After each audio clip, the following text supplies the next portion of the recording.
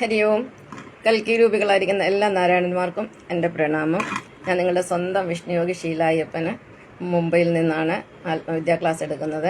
ഇന്ന് നമ്മൾ ആത്മവിദ്യയുടെ 10ാമത്തെ പാഠമാണ് പഠിക്കാൻ പോകുന്നത്. ഇന്ന് നമ്മൾ നമ്മുടെ സൃഷ്ടാവായ ഭഗവാൻ നാരായണനെ സ്തുതിച്ചുകൊണ്ടാണ് തുടങ്ങുന്നത്. ഇന്ന് നമുക്ക് നമ്മുടെ എല്ലാം സംഹാരമൂർത്തിയായ ഭഗവാൻ നാരായണനായ പരമശിവനെ സ്തുതിച്ചുകൊണ്ട് തുടങ്ങാം. കാരണം ഇന്ന് ശിവരാത്രിയാണ്. അപ്പം നമുക്ക് പരമശിവനെ സ്തുതിച്ചുകൊണ്ട് ഒരു കീർത്തനം ചെല്ലാം. ബ്രഹ്മമുരാരി സുരാർച്ചിതലിംഗം നിർമ്മല ഭാഷിത ശോഭിതലിംഗം ജന്മജ ദുഃഖ വിനാശകലിംഗം തൽപ്രണമാമി സദാശിവലിംഗം ദേവമുനി പ്രവരാർച്ചിതലിംഗ കാമദഹം കരുണാകരലിംഗം രാവണദർപ്പ വിനാശകലിംഗ തൽപ്രണമാമി സദാശിവലിംഗം സർവസുഗന്ധസുലേപിതലിംഗ ബുദ്ധിവിവർത്തനകാരണലിംഗ സിദ്ധസുരാസുരവന്ദിതലിംഗം തൽപ്രണമാമി സദാശിവലിംഗം കനകമഹാമണിഭൂഷിതലിംഗ ഭണിപതിവേഷ്ടിതശോഭിതലിംഗ ദക്ഷസുയജ്ഞവിനാശകലിംഗ തൽപ്രണമാമി സദാശിവലിംഗം കുങ്കുമചന്ദനലേപിതലിംഗം പങ്കജഹാരസുശോഭിതലിംഗം സഞ്ചിതപാപവിനാശകലിംഗം തൽപ്രണമാമി സദാശിവലിംഗം ദേവഗണാർച്ചിതസേവിതലിംഗം ഭാവയർഭക്തിവിരേചിതലിംഗം ദിനകരകോടിപ്രഭാകരലിംഗം തൽപ്രണമാമി സദാശിവലിംഗം അഷ്ടദളോപരിവേഷ്ടിതലിംഗം സകലസമുദ്ഭവകാരണലിംഗം അഷ്ടദരിദ്രവിനാശകലിംഗം തൽപ്രണമാമി സദാശിവലിംഗം സുരഗുരുസുരവര പൂജിതലിംഗ സുരവന പുഷ്പ സദാശിവലിംഗ പാരാൽ പാരം പരമാത്മകലിംഗം തൽപ്രണമാമി സദാശിവലിംഗം. ഇന്ന് നമ്മുടെ കണ്ണന്മാരെ നാരായണന്മാരെ ഒന്നും കാണുന്നില്ല. കൽക്കി രൂപികളെ ഒരാൾ എത്തിയിട്ടുണ്ട്. അപ്പം ഞാൻ നേരത്തെ പറഞ്ഞിട്ടുണ്ട്, ഞാൻ മുത്തശ്ശിയുടെയും മുത്തച്ഛൻ്റെയും കൂടെയാണ് 10 വയസ്സ് വരെ വളർന്നത്. അവർ ചൊല്ലുന്ന കീർത്തനമൊക്കെയാണ് ഞാൻ പഠിച്ചിരുന്നത്. അവർ ഭയങ്കര വിഷ്ണു ഭക്തരായിരുന്നു. കാരണം അവർ ഭാഗവതവും രാമായണവും മഹാഭാരതവുമാണ് വായിച്ചുകൊണ്ടിരുന്നത്. നമ്മുടെ വീട്ടിലൊരു ശിവഭഗവാന്റെ ഒരു ഫോട്ടോ പോലും വീട്ടിൽ മുത്തശ്ശി വെക്കത്തില്ലായിരുന്നു. പക്ഷെ ശിവരാത്രി ഒക്കെ നോക്കും, പറയും ശിവ ഭഗവാന്റെ ഫോട്ടോ വീട്ടിൽ വെക്കാൻ പാടില്ല, വഴക്കുണ്ടാകും, നാശമാ എന്നൊക്കെ പറയായിരുന്നു മുത്തശ്ശി. അത് കാരണം ഞാൻ ഇങ്ങനെ ഒരുപാട് കീർത്തനങ്ങൾ അറിയാം. സന്ധ്യയ്ക്ക് നാമം ചെല്ലുമ്പോഴും ഭഗവാൻ ശിവനെ സ്തുതിച്ചുകൊണ്ട് ഒരുപാട് കീർത്തനങ്ങളൊക്കെ മുത്തശ്ശി ചെല്ലുമായിരുന്നു. അതിലൊന്നാണിത്, ബ്രഹ്മമുരാരി സുരാർച്ചലിംഗം. പിന്നെ ഒരു ശങ്കരധ്യാന പ്രകാരം ഗ്രഹിക്കുന്ന തിങ്കൾ കലാഞ്ചീത കോടിയില ബന്ധനം. പിന്നെ മറ്റൊരെണ്ണമുണ്ട്, ശിവശംഭോ ശംഭോ ശിവശംഭോ. പിന്നെ നാഗേന്ദ്രഹാരായ ത്രിലോചനായ ഭസ്മാഹാര മഹേശ്വരായ.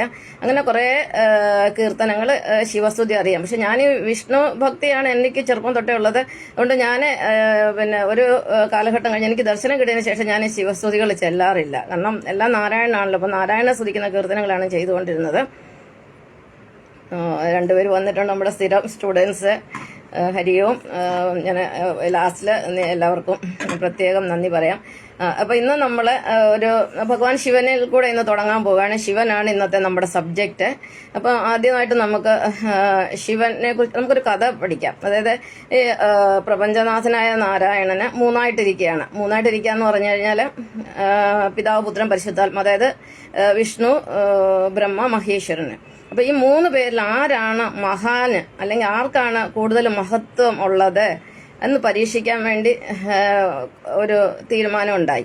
അതനുസരിച്ചിട്ട് കുറെ ഋഷിമാര് സരസ്വതി നദീതീരത്ത്, അതായത് ഉത്തരാഖണ്ഡിലൊക്കെ വരും, സരസ്വതി നദീതീരത്ത് സത്യയുഗത്തിൽ ഒരു 1800 വർഷം മുമ്പത്തെ കാര്യമാണ്. അപ്പോൾ സരസ്വതി നദീതീരത്ത് കുറച്ച് ഋഷിമാരൊരു യാഗം നടത്തി, സത്രം നടത്തിയെന്നാണ് പറയുന്നത്. സത്രം നടത്തി. അപ്പം അവരിങ്ങനെ പരസ്പരം ആലോചിച്ചിട്ട് പറഞ്ഞു, നമുക്കിന്ന് പരീക്ഷിക്കണം ത്രിമൂർത്തികൾ ആരാണ് കേമൻ, ആരാണ് കൂടുതൽ മഹത്വമുള്ളത് എന്ന്. അപ്പം അതിനാരെ ഏൽപ്പിക്കും? അപ്പം ബ്രഹ്മാവിന്റെ പുത്രനായ ഭൃഗു മഹർഷിയെ അത് ഏൽപ്പിച്ചു. ഭൃഗു മഹർഷി എന്ന് പറയുന്ന അദ്ദേഹം മഹർഷിയാണ്. ഋഷിയും മഹർഷിയും തമ്മിൽ കുറച്ച് വ്യത്യാസമുണ്ട്. അതായത് മന്ത്രിയുടെ മേളിൽ മുഖ്യമന്ത്രിയാണുള്ളതെന്ന് പറഞ്ഞാൽ ദൈവത്തിന്റെ മേളിൽ മഹാദൈവം ഉണ്ടെന്ന് പറഞ്ഞതുപോലെ പിന്നെ ഋഷിമാരെക്കാട്ടി കുറച്ചും കൂടെ ഉയരത്തിലുള്ള ഒരാളാണ് മഹർഷി. അപ്പം മഹർഷി ഭൃഗുവിനെ ഇവർ സമീപിച്ചു. അദ്ദേഹത്തിനോട് പറഞ്ഞ് നിങ്ങൾ അങ്ങ് പോയി 3 പേരെയും പരീക്ഷിക്കാൻ. അദ്ദേഹം ആദ്യം ചെന്നത് അദ്ദേഹത്തിന്റെ പിതാവായ ബ്രഹ്മാവിന്റെ അടുത്താണ്. ബ്രഹ്മാദേവനാണ് കുറെ ആൾക്കാരുമായിട്ട് വളരെ ഗഹനമായിട്ട് എന്തൊക്കെയോ സംസാരിച്ചുകൊണ്ടിരിക്കുകയായിരുന്നു. അപ്പം നമ്മുടെ സനാതനധർമ്മം അനുസരിച്ച് നമ്മൾ പിന്നെ വളരെ കാലം കൂടി നമ്മുടെ പേരൻസിനെയൊക്കെ കാണാൻ പോകുമ്പോൾ അവരെ ആദ്യം കാലൊക്കെ തൊട്ട് വന്നിക്കുക, അവരെ ഒന്ന് വന്നിച്ചിട്ടാണ് അവരോട് സംസാരിക്കുക, അല്ലെ അവരുടെ അടുത്തൊക്കെ ചെല്ലുന്നത്. അപ്പൊ ഇദ്ദേഹം ഒന്നും സംസാരിക്കാതെ കാലൊന്നും തൊട്ട് വന്നിക്കാതെ ഒരു വളരെ ഗമയോടുകൂടി ഭൃഗുമഹർഷി നേരെ പോയി ബ്രഹ്മദേവന്റെ അടുത്ത് പോയ സിംഹാസന്റെ അടുത്ത് പോയി വലിയ ഗമയിലങ്ങിരുന്നു. അത് ബ്രഹ്മദേവന് തീരെ ഇഷ്ടപ്പെട്ടില്ല. അദ്ദേഹത്തിന് ദേഷ്യം, അദ്ദേഹം കോപത്തോടെ അദ്ദേഹത്തിനെ നോക്കിയിട്ട് ഇറങ്ങി പോകാൻ പറഞ്ഞു. അപ്പം ഭൃഗുമഹർഷി ഇങ്ങനെ ഇറങ്ങിപ്പോന്നു. അപ്പൊ അച്ഛന് പെട്ടെന്ന് കോപം വന്നല്ലോ, ബ്രഹ്മാവിന് കോപം വന്നു. അത് കണ്ടിട്ട് ഭൃഗുമഹർഷി നേരെ വന്നിട്ട് ഈ ഋഷിമാരുടെ അടുത്തെത്തി. അപ്പം പിന്നെ പറഞ്ഞു, എന്നാൽ ഇനി രണ്ടാമത് നമുക്ക് മഹേശ്വരന്റെ അടുത്ത് പോകാം, പരമശിവന്റെ അടുത്ത് പോകാം. അദ്ദേഹം നേരെ കൈലാസത്ത് പോയി. ഇത് പുരാണമാണ്. കൈലാസത്തിൽ പോയി അവിടെ ചെന്നപ്പം ഈ വകയിലെ ഭഗവാൻ ശിവന്റെ ഒരു അനുജനായിട്ട് വരും ഭൃഗുമഹർഷി. അപ്പോൾ അനുജനെ വളരെ നാളിന് ശേഷം കണ്ടപ്പം മഹാദേവൻ പരമശിവൻ ഓടി വന്ന് കെട്ടിപ്പിടിക്കാൻ നോക്കി. അപ്പം പറഞ്ഞു, എന്നെ തൊട്ടുപോയേക്കരെന്ന് പറഞ്ഞു. കാരണം നീ ബ്രഹ്മജ്ഞനാണ്. ബ്രഹ്മജ്ഞൻ എന്ന് പറഞ്ഞാൽ ബ്രഹ്മാവിന് 5 തലയായിരുന്നു എന്നാണ് പറയുന്നത്. അതിൽ ഒരു തല പരമശിവൻ പിന്നെ വെട്ടിക്കളഞ്ഞെന്നുള്ളതാണ്. ഇപ്പം 4 ഉള്ളൂ ബ്രഹ്മാവിന്. അപ്പോൾ എന്നെ കെട്ടിപ്പിടിക്കണ നീ ബ്രഹ്മജ്ഞനാന്ന് പറഞ്ഞു. ബ്രഹ്മാവിന്റെ ശിരസ് കട്ട് ചെയ്തവനാണ്, നീ എന്നെ തുടരുന്നു പറഞ്ഞു. അപ്പം പെട്ടെന്ന് ശിവന് ഭയങ്കര കോപമായിട്ട് അദ്ദേഹം പെട്ടെന്ന് ശൂലം കയ്യിലെടുത്ത് ഭൃഗുമഹർഷിയെ കൊല്ലാനായിട്ട് ആഞ്ഞു. അപ്പോഴത്തേന് വാമഭാഗമായ പിന്നെ പാർവതീദേവി ഓടി വന്നിട്ട് ശൂലത്തിന് പിടിച്ചു പറഞ്ഞു, ഒന്നും ചെയ്യരുത്, അരുതേ, അനുജനാണ്, അദ്ദേഹത്തിനെ വിട്ടേക്കാൻ പറഞ്ഞു. അപ്പൊ അവിടുന്ന് ഉദ്ദേശിച്ച റിസൾട്ട് പിന്നെ ഭൃഗുമഹർഷി കിട്ടിയില്ല. കാരണം പരമശിവൻ കോപത്തോടു കൂടിയാണ് ഇദ്ദേഹത്തെ സമീപിച്ചത്. അത് കഴിഞ്ഞിട്ട് മൂന്നാമത് പോകുന്നത് വൈകുണ്ഠത്തിനാണ്, ഭഗവാൻ വിഷ്ണുവിനെ സന്ദർശിക്കാൻ. അവിടെ വിഷ്ണു ഭഗവാൻ എന്ന് അറിഞ്ഞുകൂടാ ഈ ഭൃഗുമഹർഷി വരുന്ന കാര്യമൊന്നും. അപ്പം ഭഗവാൻ ഇങ്ങനെ ഒരു ഉച്ചമയക്കത്തിലാണ്, കിടന്നുറങ്ങുകയാണ്. അല്ലെങ്കിൽ ആശാൻ എപ്പോഴും യോഗനിദ്രയിലാണല്ലോ, എപ്പോഴും കിടപ്പാണല്ലോ. അപ്പം ഭാര്യയുടെ മടിയിൽ തലയൊക്കെ വെച്ച് അവിടെ കിടന്ന് ഉറങ്ങുമായിരുന്നു. അപ്പം ഭാര്യ ഒന്ന് മയങ്ങിപ്പോയി. ഈ സമയത്താണ് ഭൃഗുമഹർഷി വരുന്നത്. അദ്ദേഹത്തിന് ഇത് കണ്ടിട്ട് ഒട്ടും സഹിച്ചില്ല. ഈ ഞാൻ വന്ന സമയത്ത് നിങ്ങളാരും അനങ്ങാതെ ഇങ്ങനെ ഇവിടെ ഇരിക്കുന്നല്ലോ എന്ന് പറഞ്ഞ് ഒരൊറ്റ ചവിട്ട് വെച്ചു കൊടുത്ത് വിഷ്ണു ഭഗവാന്റെ നെഞ്ചത്തോട്ട്. കാലിന്റെ ഉപ്പൂറ്റി കൊണ്ടാണ് ഒരു ചവിട്ട് വെച്ചു കൊടുത്തത് നെഞ്ചത്തോട്ട്. അപ്പോഴത്തേന് വിഷ്ണു ഭഗവാൻ പെട്ടെന്ന് ചാടി എഴുന്നേറ്റ്, മഹർഷിയെ ക്ഷമിക്കണേ, ഞാൻ അറിഞ്ഞില്ല അങ്ങ് വരുന്ന വിവരമൊന്നും. പിന്നെ ഞാനൊരു പാപിയാണ്, എന്നെ അങ്ങ് കൈക്കൊള്ളണേ, എന്നെ ശപിക്കരുത്. പിന്നെ അങ്ങയുടെ പാദ രേണുക്കൾ പതിഞ്ഞ എന്റെ ഈ വൈകുണ്ഠം തന്നെ ധന്യമായി. അങ്ങ് ചവിട്ടിയ എന്റെ ഹൃദയം, എന്റെ നെഞ്ചു തന്നെ പവിത്രമായി മാറി. ഈ ഒരു അടയാളം ഞാൻ എന്നും എന്റെ ഹൃദയത്തിൽ സൂക്ഷിക്കും, എന്റെ നെഞ്ചിൽ സൂക്ഷിക്കും. അങ്ങനെയാണ് ഭഗവാൻ മഹാവിഷ്ണുവിന്റെ നെഞ്ചിൽ ഒരു ശ്രീവത്സവം എന്ന് പറയുന്ന ചക്രം കിടന്ന ഭൃഗുമഹർഷി അദ്ദേഹത്തിനെ ചവിട്ടിയതാണ്. അപ്പം കണ്ടോ, അതാണ് സാത്വിക സ്വഭാവം. നമ്മളെ പിന്നെ ഉപദ്രവിക്കാൻ വന്നാലും നമ്മൾ അവരോട് സ്നേഹമായിട്ട് പെരുമാറുന്നതാണ് സാത്വികൻ. അപ്പൊ ആ ഒരു സാത്വിക ലെവലാണ് വിഷ്ണു ഭഗവാന്റെ. അപ്പം തന്നെ ഉപദ്രവിക്കാൻ വന്ന ഭൃഗുമഹർഷിയെ പോലും അദ്ദേഹം വണങ്ങുകയും അദ്ദേഹത്തിന്റെ പാദപൂജ ചെയ്യുകയും സ്നേഹത്തോട് പിടിച്ച് ഇരുത്തുകയും മാപ്പപേക്ഷയും ചെയ്തു. അത് എന്റെ തെറ്റാണ്, ഞാൻ കിടന്നുറങ്ങിയത്, അങ്ങ് വരുന്ന കാര്യം അറിയാതെ ഞാൻ ഉറങ്ങിപ്പോയി, എന്നോട് ക്ഷമിക്കണേ മഹർഷി എന്ന് പറഞ്ഞ് അദ്ദേഹം മാപ്പപേക്ഷിച്ചു. ഈ ഒരു സ്വഭാവമാണ് ശ്രീകൃഷ്ണ ഭഗവാൻ കുചേലനോട് കാണിച്ച് അദ്ദേഹത്തിന്റെ സുഹൃത്തിന്റെ കാല് കഴുകി. ഇതേ സ്വഭാവമാണ് ഭഗവാൻ യേശുക്രിസ്തു അന്ത്യത്താഴത്തിന്റെ സമയത്ത്, അതായത് വെള്ളിയാഴ്ചയാണല്ലോ അദ്ദേഹത്തിന് കുരിശിൽ എടുത്തത്. അപ്പൊ വ്യാഴാഴ്ച ദിവസം അദ്ദേഹം തന്റെ ശിഷ്യന്മാരുടെ കാല് കഴുകി. ഇതാണ് ഒരു വിഷ്ണു യോഗി, ഇതാണ് മഹാവിഷ്ണു എന്ന് പറയുന്നത്. സാത്വികനാണ്, സത്യമാണ്. അപ്പം ഏറ്റവും താണ സ്വഭാവമുള്ളതാണ് ആര്? പരമശിവൻ. അപ്പം ഭഗവാൻ നാരായണൻ, നമ്മുടെ സൃഷ്ടാവാണ് നാരായണൻ. ആ ഭഗവാൻ തന്നെ 3ആയിട്ടായിരിക്കും. ഞാൻ കഴിഞ്ഞ ക്ലാസ്സിൽ പറഞ്ഞു, ഒരു തേങ്ങ എന്ന് പറഞ്ഞാൽ അറിയാലോ 1ആയിട്ടായിരിക്കുന്നത്. പക്ഷെ അത് വളർന്ന് വലുതാകുമ്പോഴത്തേനും അത് 3 അല്ലെ, വേറെ തടി ഇലയായിട്ട് മാറി എന്ന് പറഞ്ഞ പോലെ ഈ ബ്രഹ്മാണ്ടം, അതായത് പ്രപഞ്ചം എന്ന് പറഞ്ഞാൽ ഉണ്ടായപ്പോൾ ഒരു എന്താ പറയുന്നത്, ബ്രഹ്മാണ്ടം എന്ന് പറഞ്ഞ ഒരു മുട്ട പോലെയുന്ന ഒരു സാധനമാണ്. പിന്നീടാണ് അതിൽ നിന്നാണ് ഇതെല്ലാം, ഈ പ്രപഞ്ചത്തിൽ നമ്മൾ ഇന്ന് കാണുന്ന എല്ലാ വസ്തുക്കളും ഉണ്ടായത്.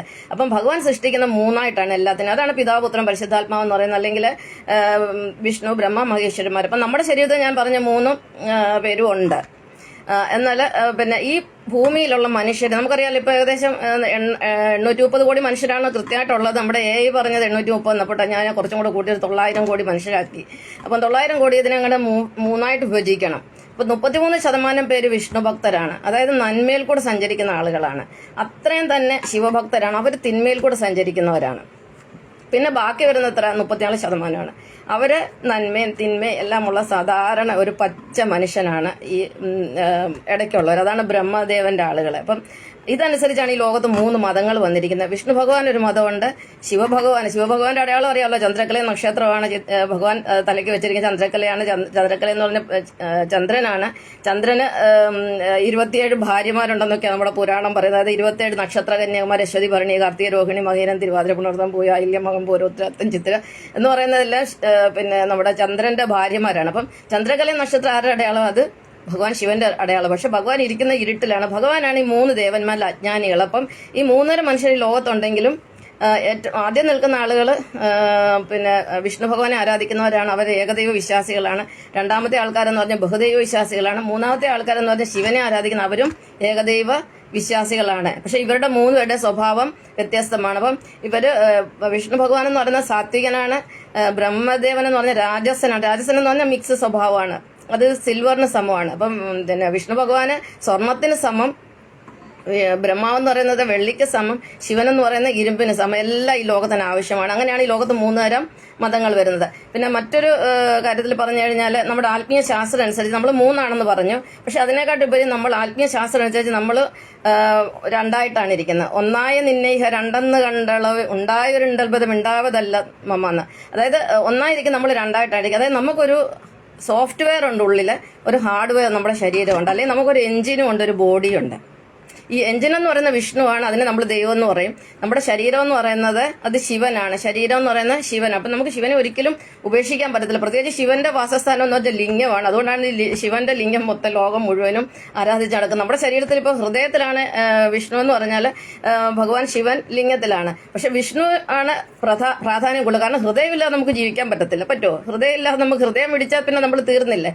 അതേസമയം ലിംഗം ഇല്ലെങ്കിൽ ജീവിക്കും. കാരണം നമുക്ക് ഈ ട്രാൻസ്ജെൻഡറിനെ ഒക്കെ അറിയാമല്ലോ, അവരവരുടെ ലിംഗമൊക്കെ കട്ട് ചെയ്ത് പുരുഷനാണ് ലിംഗം മൊത്തം ഛേദിച്ചിട്ട് അവിടെ സ്ത്രീലിംഗം വെച്ച് പിടിപ്പിക്കുന്നു. സ്ത്രീകളാണെങ്കിൽ അവരുടെ ലിംഗത്തിനെല്ലാം പരിവർത്തനം സംഭവിച്ച് അവർ പുരുഷലിംഗം വെച്ച് പിടിപ്പിക്കുന്നു. അപ്പൊ ലിംഗം ഇല്ലെങ്കിലും മനുഷ്യൻ ജീവിക്കാം, അതായത് ശിവൻ ഇല്ലെങ്കിലും നമുക്ക് ജീവിക്കാം. പക്ഷെങ്കിൽ നമുക്ക് വിഷ്ണു, അതായത് ദൈവം, മഹാദൈവം ഇല്ലാതെ നമുക്ക് ജീവിക്കുക സാധ്യമല്ല. പിന്നെ ശിവൻ എന്നെ പറയുന്നത് നമ്മൾ താമസരൂപി എന്ന് പറഞ്ഞാൽ ബുദ്ധിയും ബോധവും ഇല്ല, അജ്ഞാനിയാണ്, പിന്നെ കോപിഷ്ഠനാണ്, പിന്നെ കാമമുണ്ട് ശിവന്. അപ്പൊ അതിന് കുറച്ച് ഉദാഹരണം നമ്മൾ പഠിക്കുക. അപ്പൊ ശിവൻ ഒരു ബോധമില്ലാത്ത ഒരു ദൈവമാണെന്ന് കാണിക്കാൻ ഒരു കഥയുണ്ട്. അത് നിങ്ങൾക്കൊക്കെ അറിയാമെന്ന് ഞാൻ വിചാരിക്കുന്നു. അത് ഭസ്മാസുരന്റെ കഥയാണ്. ഭസ്മാസുരനെ കുറിച്ച് കേട്ടിട്ടുണ്ടാവല്ലോ. ഭസ്മാസുരൻ എന്ന് പറഞ്ഞൊരു അസുരൻ. അദ്ദേഹം, ഈ അസുരന്മാരെല്ലാം ശിവഭക്തരാണ്, അത് ഭയങ്കര, അതാണ് അതിന്റെ രസം. പിന്നെ ഭസ്മാസുരനെ ഇങ്ങനെ തപസ് ചെയ്യും ശിവനെ പ്രീതിപ്പെടുത്താൻ. അപ്പൊ കുറെ നാള് തപസ് ചെയ്തിട്ട് ഒറ്റക്കാലിലൊക്കെയാണ് തപസ് ചെയ്യുന്നത്. അങ്ങനെ തപസ് ചെയ്ത് അതിന്റെ സമയമായപ്പം ഭഗവാൻ ശിവൻ പ്രത്യക്ഷപ്പെട്ടു. ഭസ്മാസുരനോട് ചോദിച്ചു എന്ത് വരം വേണമെന്ന്. അപ്പം പറഞ്ഞു, ഞാൻ ആരുടെ തലയെ കൈവെക്കുന്നു അവരെന്റെ കൈ കൊണ്ട് മരിക്കണമെന്ന്. തഥാസ്തു, അങ്ങനെ ആവട്ടെ എന്ന് ഭഗവാൻ ശിവൻ പറഞ്ഞു. പക്ഷെ ശിവൻ ചിന്തിച്ചില്ല, ഞാൻ ഈ വരം കൊടുക്കുന്ന എനിക്ക് സ്വയം പാരയാകും എന്നുള്ള കാര്യം അദ്ദേഹത്തിന് അത്ര ബോധമില്ലായിരുന്നു. അപ്പോൾ ഈ വരം കൊടുത്തു കഴിഞ്ഞപ്പോൾ അദ്ദേഹം പറഞ്ഞു, അങ്ങ് തന്നെ ഈ വരം ശരിയാണോ, ഇതിന് വല്ല പ്രയോജനമുണ്ടോ, ഇത് ഫലിക്കുമെന്ന് എനിക്കൊന്ന് ടെസ്റ്റ് ചെയ്യണമല്ലോ. അതെന്താ നീ ആരുടെയെങ്കിലും തലയിൽ വെച്ച് നോക്കാം. അല്ലല്ല, എനിക്കിപ്പോൾ അങ്ങയുടെ തലയിൽ തന്നെ വെച്ച് നോക്കണമെന്ന് പറഞ്ഞു. അപ്പം ശിവന്റെ കാര്യം മനസ്സിലായി, ഭഗവാന്റെ കാര്യം മനസ്സിലായി. അപ്പം ഭഗവാൻ മനസ്സിലായി, ഇവൻ എന്റെ തലയെ വെച്ച ഇവൻ എന്നെ ഭസ്മമാക്കും. അതുകൊണ്ട് ഭഗവാൻ ഓടാൻ തുടങ്ങി.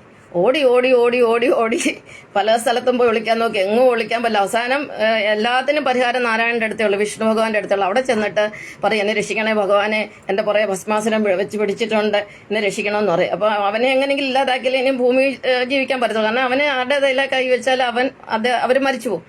അപ്പം വിഷ്ണു ഭഗവാൻ പെട്ടെന്ന് ബുദ്ധിമാനല്ലേ, അപ്പൊ പെട്ടെന്ന് ഐഡിയ എടുത്തു. ഭഗവാൻ തന്റെ മോഹിനി രൂപം അങ്ങ് എടുത്തു. അപ്പൊ ഓർക്കുക, വിഷ്ണു ഭഗവാനാണ് ഈ പെണ്ണായിട്ടും ഒക്കെ വേഷം കെട്ടുന്നത്, അത് ഓർത്ത് വയ്ക്കുക. ഓക്കെ, അപ്പം ഭഗവാന്റെ ഒരു അവതാരമാണ് മോഹിനി അവതാരം. 3-4 തവണ ഭഗവാൻ മോഹിനിയായിട്ട് അവതരിച്ചിട്ടുണ്ട്. അപ്പം പെട്ടെന്ന് ഭഗവാൻ മോഹിനി അവതാരം എടുത്ത്, മോഹിനിക്ക് ഡാൻസ് ഒക്കെ അറിയാമല്ലോ. അപ്പൊ ഒരു നർത്തകിയായിട്ട് വന്ന് ഡാൻസ് കളിച്ച് ഒരു വിധത്തില് ഭസ്മാസുരന്റെ അടുത്ത് വന്ന് അദ്ദേഹത്തിന് മുന്നേ ഡാൻസ് കളിക്കാൻ തുടങ്ങി. നല്ല സുന്ദരി ഒരു പെണ്ണ് നല്ല ഭംഗിയായിട്ട് ഡാൻസ് ചെയ്യുന്നു. അത് കണ്ടപ്പോഴത്തേക്കിന് ഭസ്മാസുരന്റെ കൺട്രോളൊക്കെ പോയി. പതുക്കെ അവരോട് അടുത്തുകൂടി, അവ സുന്ദരി, പിന്നെ എനിക്ക് ഞാൻ വിവാഹം കഴിച്ചോട്ടെ എന്നൊക്കെ ചോദിക്കും. അപ്പം പറയാം, അത് പറ്റത്തില്ല, എനിക്കൊരു കണ്ടീഷനുണ്ട്, നീ എൻ്റെ കൂടെ ഡാൻസ് ചെയ്യണമെന്നോ, നീ എൻ്റെ കൂടെ ഡാൻസ് ചെയ്ത് നീ എന്നെ പോലെ ഡാൻസ് ചെയ്യുവാണെങ്കിൽ ഞാൻ നിന്നെ കല്യാണം കഴിക്കാമെന്ന് പറയും. അങ്ങനെ പിന്നെ അദ്ദേഹം എന്നിട്ട് കുറെ മുദ്രകളൊക്കെ ഈ മോഹിനി ഭസ്മാസുരനെ പഠിപ്പിക്കും. അതൊക്കെ ഭസ്മാസുരൻ അതൊക്കെ ചെയ്തു കൊടുത്തിട്ട് അവസാനം മോഹിനി ഒരു മുദ്ര കാണിച്ചു. അതിങ്ങനെ തന്റെ തലയിൽ കൈ വെക്കുന്നതായിട്ടൊരു മുദ്ര കാണിച്ചു. അപ്പം ഭസ്മാസുരൻ അറിയാതെ കൊണ്ട് തലയിൽ കൈ വെച്ചു. ഭസ്മാസുരൻ അങ്ങ് ഭസ്മമായിപ്പോയി. അപ്പൊ ഇവിടെ ഒരു കാര്യം മനസ്സിലാക്കാൻ എന്താ, ഭഗവാൻ ശിവന് ഈ അർഹതയില്ലാത്തവർക്കൊക്കെ വാരിക്കോരി കൊടുക്കുമെന്നുള്ളതാണ്. പിന്നെ അതുപോലെ കോപത്തിന്റെ കാര്യം പറഞ്ഞ് ഭൃഗുമഹർഷി വന്നപ്പോഴത്തേന് അദ്ദേഹത്തിന്റെ അടുത്ത് ശൂലം എടുത്തോണ്ട് കൊല്ലാൻ പോയ കഥ ഞാൻ പറഞ്ഞു. ഭസ്മാസുരന് വരം കൊടുത്തു. പിന്നെ ഭഗവാന് മറ്റൊരു പേര് ദോഷമുണ്ട്. ഭഗവാന് തലവെട്ടുന്ന ദൈവമാണ്. അദ്ദേഹം തലവെട്ടുന്ന ദൈവമാണ്. അപ്പൊ നമ്മൾ ഈ അള്ളാഹുവിനെ കുറിച്ചൊക്കെ പറയുമ്പോൾ പറയുമല്ലോ, അള്ളാഹു എന്ന് പറഞ്ഞ ശിവൻ തന്നെയാണ്, ചന്ദ്രകല നക്ഷത്രമാണ് അദ്ദേഹത്തിന്റെ അടയാളം. അപ്പം എന്താ പറയാ, തലവെട്ടുന്ന ദൈവമാണെന്ന് പറയും. അത് ഭഗവാൻ പരമശിവൻ തന്നെയാണ് ഈ തലവെട്ടുന്നത്. അദ്ദേഹം ആദ്യം തലവെട്ടിയത് ആരാണെന്ന് അറിയാം. അദ്ദേഹത്തിന്റെ ആദ്യ ഭാര്യ, അദ്ദേഹം ആദ്യം ഒരു കല്യാണം കഴിച്ചാണ് അതിന്റെ പേര് സതി. സതിയുടെ അച്ഛനാണ് ദക്ഷപ്രജാപതി. ദക്ഷപ്രജാപതിക്ക് ഇഷ്ടമില്ലാതെയാണ്, കാരണം ശിവനെ കണ്ട ഒരു പെണ്ണുങ്ങൾക്ക് ഇഷ്ടപ്പെടത്തില്ല. കാരണം ആർക്കും പ്രേമൊന്നും തോന്നത്തില്ല. ഈ പാമ്പിനെയൊക്കെ വലിച്ചു കയറ്റിയിട്ട് തലയിൽ ജടയും പിടിച്ച് പിന്നെ ഈ ചുടല ഭസ്മം ഇട്ട് ആനത്തോല്, അത് ചോര വാരുന്ന ആനത്തോലും എടുത്ത് അല്ലെങ്കിൽ പുലിത്തോലും ഒക്കെ എടുത്തുകൊണ്ടാണ് അശം നടക്കുന്നത്. ഇതൊന്നും കണ്ടു കഴിഞ്ഞാൽ ഒരു പെണ്ണിന് അട്രാക്ഷൻ തോന്നില്ല. അതേസമയം ശ്രീകൃഷ്ണ ഭഗവാനെ കണ്ടു കഴിഞ്ഞാൽ 1000 പെണ്ണുങ്ങൾ പുറകെ ഓടും. കാരണം അത് വിഷ്ണുവാണ്, അവിടെ പ്രേമമാണ് വിഷ്ണുവിന്. പക്ഷെ ശിവനെന്ന് പറഞ്ഞാൽ കാമമാണ്. അത് അവിടെ ആർക്കും അട്രാക്ഷൻ ഇല്ല. ഒരു പെണ്ണുങ്ങളും ശിവനെ അങ്ങനെ പ്രേമിക്കത്തില്ല. പ്രാർത്ഥിക്കും, പക്ഷെ കുറച്ച് അടുക്കുന്ന സൂക്ഷിച്ചു വേണം. അപ്പൊ എന്തായാലും പിന്നെ എന്താ ഞാൻ പറഞ്ഞു വന്നതിനിടയ്ക്ക് വേറെ എന്താ പറയാ, വസ്ത്രത്തിന്റെ കാര്യമല്ല. അദ്ദേഹത്തിന്റെ വസ്ത്രം ഒക്കെ കണ്ടു കഴിഞ്ഞാൽ ആർക്കും പ്രേമമൊന്നും തോന്നത്തില്ല. പക്ഷെ സതിക്ക് ഭയങ്കര പ്രേമമായിരുന്നു പിന്നെ ഭഗവാൻ ശിവനോട്. എന്നിട്ട് സതി തന്റെ പിതാവായ ദക്ഷപ്രജാപതിയുടെ പെർമിഷനൊന്നും ഇല്ലാതെ അങ്ങനെ ശിവനെ കല്യാണം കഴിച്ചു. അത് കഴിഞ്ഞിട്ട് കുറെ ആൾ കഴിഞ്ഞപ്പോഴേ ദക്ഷപ്രജാപതി ഒരു പൂജയൊക്കെ നടത്തി, യാഗമൊക്കെ നടത്തി. അപ്പം സതിക്ക് പോകണമെന്ന് പറഞ്ഞപ്പോൾ ശിവനെ തീരെ ഇഷ്ടമല്ല ദക്ഷപ്രജാപതിക്ക്. അപ്പൊ സതി തന്നെ പോയി. സതി അവിടെ ചെന്നപ്പോൾ എല്ലാവരും സതിയെ ആക്ഷേപിച്ചു കഴിഞ്ഞപ്പോൾ സതിക്ക് സഹിക്കാൻ വയ്യ. സതി അങ്ങനെ തീച്ചാടി ആത്മഹത്യ ചെയ്തു. അതാണ് ഈ സതി എന്ന് പറഞ്ഞ പിന്നെ ഒരു ആചാരം ഈ ഹിന്ദുമതത്തിലൊക്കെ വന്നത്. സതി എന്ന് പറയുന്ന പെണ്ണുങ്ങൾ ഭർത്താവ് മരിക്കുമ്പോൾ ചാടുക എന്ന് പറഞ്ഞത്, തീച്ചാടി മരിക്കുക എന്ന് പറയുന്നത് അതൊന്ന്. പിന്നെ ശൈശവവിവാഹം എന്ന് പറയുന്നത് നമുക്കറിയാം, ചെറിയ കുട്ടികളെ പ്രായമായ ആൾ അച്ഛന്റെ പ്രായമുള്ള ഒക്കെ മക്കളുടെ പ്രായമുള്ള കുട്ടികളെ കല്യാണം കഴിക്കുന്നതിനാണ് ശൈശവവിവാഹം എന്ന് പറഞ്ഞത്. 5 വയസ്സ് തൊട്ട് കഴിക്കുന്നവരുണ്ട്, അത് കൂടുതലാകുമ്പോഴും കഴിക്കുന്നവരുണ്ട്. പക്ഷെ ഭഗവാനാണ് ശൈശവവിവാഹം ആദ്യം നടത്തിയത്, ശിവൻ. അത് കാരണം അത് പിന്നെ സതി മരിച്ചു കഴിഞ്ഞിട്ട് പിന്നെ കുറെ കാലം കഴിഞ്ഞിട്ട് പുനർജനിച്ചു. അപ്പോഴത്തെ ശിവന് 10-50 വയസ്സൊക്കെ ആയി കേട്ടോ. അത് കഴിഞ്ഞ് സതി പുനർജനിച്ചു. അതാണ് പാർവതിയാണ് സതിയാണല്ലോ. അപ്പൊ ഉള്ളിലുള്ള ആ സോഫ്റ്റ്വെയറിനറിയാം ഇത് ശിവനാണെന്നും. അങ്ങനെ ശിവനോടുള്ള പ്രേമം മൂത്തു. പിന്നെ പാർവതി ഒരു 10-18 വയസ്സായപ്പോൾ ശിവൻ കല്യാണം കഴിച്ചത്. പാർവതിക്ക് വേണ്ടിയിട്ടുള്ളപ്പം ശിവന് 58 വയസ്സുണ്ടെന്നൊക്കെയാണ് ഒരു ഞാൻ അറിഞ്ഞിട്ടുള്ളത്. അപ്പൊ എങ്ങനെയാലും വേണ്ടില്ല, വളരെ പ്രായം കുറഞ്ഞ് ഭാര്യ മരിച്ചു രണ്ടാമത് ജനിച്ച ഒരു പെൺകുട്ടിയാണ് അദ്ദേഹം കല്യാണം കഴിച്ചത്. അതാണ് ശൈശവ വിവാഹം എന്ന് നമ്മൾ പറയുന്നത്. പിന്നെ വേറൊന്ന്, ഭഗവാൻ ശിവന് 4 ഭാര്യമാരുണ്ടെന്നാണ് കണക്ക്. ഇപ്പൊ ഇസ്ലാം മതത്തിലൊക്കെ നമുക്കറിയാമല്ലോ 4 വിവാഹം കഴിക്കാമെന്നൊക്കെ പറയുന്നുണ്ടല്ലോ. അപ്പോൾ അത് പിന്നെ 4 ഭാര്യമാരെന്ന് പറഞ്ഞാൽ ഒന്ന് സതി ആദ്യത്തേത്, രണ്ടാമത്തെ പാർവതി, മൂന്നാമത്തേത് തലയിലൊരു പെണ്ണിനെ ഒളിപ്പിച്ചു വെച്ചിട്ടുണ്ട് ഗംഗ. അത് ഭാര്യയായിട്ടല്ലെങ്കിൽ ഒരു പെണ്ണിന്റെ രൂപം ഉണ്ടാക്കില്ല ഗംഗയുടെ. അതിനെ പറയും വേറെ കഥയാണ് കേട്ടോ. ഞാനിപ്പോൾ നമ്മൾ മൊത്തത്തിൽ പറയുമ്പം ഇതിങ്ങനെ പറയേണ്ടി വരുന്നു. അപ്പൊ തലയിലിരിക്കുന്ന ഒരു പെണ്ണാണ്, അതിനെ ഒളിപ്പിച്ചു വെച്ചിരിക്കുകയാണ് ഗംഗ. പിന്നെ ഒരു 4ാമത്തെ കഥ നമുക്കറിയാമല്ലോ, നമ്മുടെ അയ്യപ്പസ്വാമി ഉണ്ടായത് എങ്ങനെയാണ്. പിന്നെ എന്താ പറയുന്ന വിഷ്ണു ഭഗവാനും ശങ്കർ ഭഗവാൻ രണ്ടുപേരും കൂടെ ഒന്നിച്ച് കാണുകയും പെട്ടെന്ന് ശങ്കർ ഭഗവാൻ തന്റെ ആഗ്രഹം പ്രകടിപ്പിക്കുന്നതിന്റെ മോഹിനി രൂപം ഒന്ന് നേരിട്ട് കാണണമെന്ന്. അങ്ങനെ മോഹിനി രൂപം കണ്ടപ്പം പെട്ടെന്ന് കാമം ഉണ്ടായി. അവിടെ വെച്ച് കൊച്ചൊക്കെ ഉണ്ടായതാണ് നമ്മുടെ അയ്യപ്പ ഭഗവാൻ, സശാൽ മണികണ്ഠൻ അയ്യപ്പസ്വാമി. അപ്പം കാമം ഉണ്ടെന്ന് മനസ്സിലായില്ലേ. അപ്പൊ ഈ സത്യം പറഞ്ഞാല് ഈ ലോകത്ത് 2 തരം ആരാധനയുള്ളൂ. ഒന്ന് ഹൃദയത്തിൽ ആരാധിക്കുന്ന, ആത്മാവിൽ ആരാധിക്കുക, ഒന്ന് ഭൗതികമായിട്ട് ആരാധിക്കുക. ഭൗതികമായിട്ട് ആരാധിക്കുക എന്ന് പറഞ്ഞാൽ വിഗ്രഹങ്ങളിൽ ആരാധിക്കുക എന്ന് പറയുന്നത്. അപ്പൊ നമ്മൾ ഈ കേരളത്തിലും ഇന്ത്യയിലും ഒക്കെ കാണുന്ന ഈ ആരാധനകൾ സത്യത്തിൽ പറഞ്ഞ കംപ്ലീറ്റ് ശിവാരാധനയുടെ ഭാഗമാണ്. വിഷ്ണുവിനെ ആരാധിക്കാൻ വിഗ്രഹമേ വേണ്ട. കാരണം അതിനെക്കുറിച്ച് ശ്രീകൃഷ്ണ ഭഗവാൻ പറഞ്ഞിട്ടുണ്ട്, എന്നെ വിഗ്രഹത്തിൽ ആരാധിക്കരുത് ശ്രീകൃഷ്ണ ഭഗവാൻ പറഞ്ഞിട്ടുണ്ട്. പക്ഷെ അതൊന്നും ഈ ശൈവര് കേൾക്കത്തില്ല. കാരണം ശൈവർ എന്ന് പറഞ്ഞാൽ എപ്പോഴും ഈ വിഷ്ണുവിനെതിരായിട്ട് സഞ്ചരിക്കുന്നവരാണ്. കാരണം അദ്ദേഹം സംഹാരമാണല്ലോ. അപ്പൊ ശ്രീകൃഷ്ണ ഭഗവാൻ ഗീതയിൽ 7-ാം അധ്യായത്തിലും 9-ാം അധ്യായത്തിലും പറഞ്ഞിട്ടുണ്ട് 2 ശ്ലോകങ്ങൾ ഒരുപോലെ പറഞ്ഞിട്ടുണ്ട്. അതിൽ ഒരു ശ്ലോകം ഞാൻ പറയാം. അവജാനന്തിമ മൂഢ മാനുഷി തനുമാശ്രിതം പരംഭാവം അജാനന്ദോ മമഭൂത മഹേശ്വരം. അവജാനന്തിമ മൂഢ, പിന്നെ എന്നെ അറിയാത്ത മൂഢന്മാരെ എന്നെ വിഗ്രഹങ്ങളിലൊക്കെ ഉണ്ടാക്കി എൻ്റെ പരമമായ തത്വം ഞാൻ ആത്മാവാണെന്നും പിന്നെ ഞാൻ സത്യദൈവമാണെന്നും നിങ്ങളുടെ എല്ലാം സൃഷ്ടാവാണെന്നുള്ള സത്യം അറിയാത്ത മൂഢന്മാർ എന്നെ വിഗ്രഹങ്ങളിൽ ആരാധിച്ച് അപമാനിക്കുന്നതെന്നാണ് ശ്രീകൃഷ്ണ ഭഗവാൻ പറയുന്നത്. ഞാനും വിഗ്രഹാരാധനയിൽ ഒട്ടും യോജിപ്പില്ല. കാരണം വിഗ്രഹം എന്ന് പറയുന്നത് നമ്മുടെ ശരീരമാണ്, നമ്മുടെ അതായത് ആലയമാണ്. നമ്മുടെ ആത്മാവായിട്ട് ദൈവം അല്ലെ മഹാദൈവം നമ്മുടെ ഉള്ളിലിരിപ്പുണ്ട്. അപ്പം നമുക്കൊരു വിഗ്രഹത്തിന്റെ ആവശ്യമില്ല. പക്ഷെ അത് ആൾക്കാരോട് പറഞ്ഞ് നമുക്ക് എങ്ങനെ മനസ്സിലാക്കിക്കാൻ പറ്റും? ആരും അത് ചെയ്യത്തില്ല. അപ്പൊ ഭൗതികമായ ആരാധന ആണ് ശിവാരാധന, പിന്നെ ആത്മീയമായ ആരാധനയാണ് വിഷ്ണു ആരാധന. ഇപ്പൊ ക്രിസ്തു മതം എന്ന് പറയുന്ന സത്യത്തിൽ അത് വൈഷ്ണവ മതമാണ്, ദേവന്മാരുടെ മതമാണ്, ഏറ്റവും ഉയർന്ന ബോധതലുള്ളവരുടെ മതമാണ്. ഞാൻ നേരത്തെ പറഞ്ഞിട്ടുണ്ട്. കാരണം ക്രിസ്തു മതത്തിലും ജൂതമതത്തിലുള്ള ആൾക്കാരാണ് ഇന്ന് ലോകത്തിലെ കണ്ടുപിടുത്തങ്ങളെല്ലാം കണ്ടുപിടിച്ചിരിക്കുന്നത്. അല്ലെന്ന് പറയാമോ, നമ്മുടെ ഇന്ത്യക്കാരെന്തോ കുറച്ച് ആസ്ട്രോളജി അതും ഇതും പിന്നെ കുറെ കാര്യങ്ങളൊക്കെ ചെയ്തിട്ടുണ്ട്. അത് ഭാരതത്തിലെ വൈഷ്ണവരാണ് അതൊക്കെ കണ്ടുപിടിച്ചിരിക്കുന്നത്. ശൈവരല്ല. ശൈവരെന്ന് പറഞ്ഞ പൊതുവെ അലസന്മാരാണ്, ജോലി എടുക്കുക. നമ്മൾ ശൈവ സന്യാസിമാരെ കണ്ടിട്ടില്ലേ?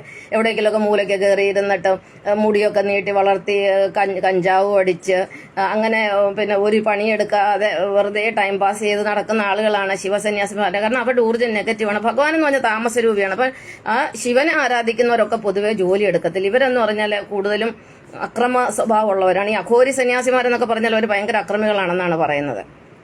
അപ്പൊ നമ്മുടെ ശരീരം നമ്മൾ രണ്ടായിട്ടിരിക്കുന്നു. ആത്മീയ ശാസ്ത്രം അനുസരിച്ച് നമ്മുടെ പിന്നെ ഉള്ളിലിരിക്കുന്നത് നമ്മുടെ എഞ്ചിനാണ്. അപ്പം ഇപ്പോൾ ഒരു കാറിന്റെയോ ബസ്സിന്റെ എഞ്ചിനൊന്നും നമുക്ക് കാണാൻ പറ്റത്തില്ലല്ലോ, അത് ഉള്ളിലാണ് ഇരിക്കുന്നത്. നമുക്ക് ബോഡിയല്ലേ കാണാൻ പറ്റും എന്ന് പറഞ്ഞാൽ നമ്മുടെ ബോഡി നമുക്ക് എല്ലാവർക്കും കാണാം. പക്ഷെ നമ്മുടെ ഉള്ളിൽ നമ്മുടെ എഞ്ചിൻ ആയിട്ടിരിക്കുന്നത് നമ്മുടെ സൃഷ്ടാവായ നാരായണൻ തന്നെയാണ് വിഷ്ണു എന്ന് പറയുന്നത്. അപ്പം ശിവാരാധന എല്ലാം എന്താ പറയുന്ന എല്ലാ ആചാര അനാചാര ദുരാചാര ആഭിചാരങ്ങളും മുഴുവനും ഉള്ളത് ശിവാരാധനയിലാണ് എല്ലാം നമ്മൾ കാണുന്നത്. അപ്പോൾ ഹിന്ദുമതത്തിൽ ഒരുപാട് ആചാരങ്ങളുണ്ട്. അതൊന്നും വൈഷ്ണവരല്ല ചെയ്യുന്നത്, എല്ലാം ശൈവരാണ് ചെയ്യുന്നത്. അതുകൊണ്ട് തന്നെയാണ് ഹിന്ദുമതത്തിൽ രണ്ടായിട്ടിരിക്കുന്ന സവർണരും അവർണരും എന്ന്. സത്യം സവർണർ എന്ന് പറയുന്നത് വൈഷ്ണവരാണ്, അവർണർ എന്ന് പറയുന്നത് ശൈവരാണ്.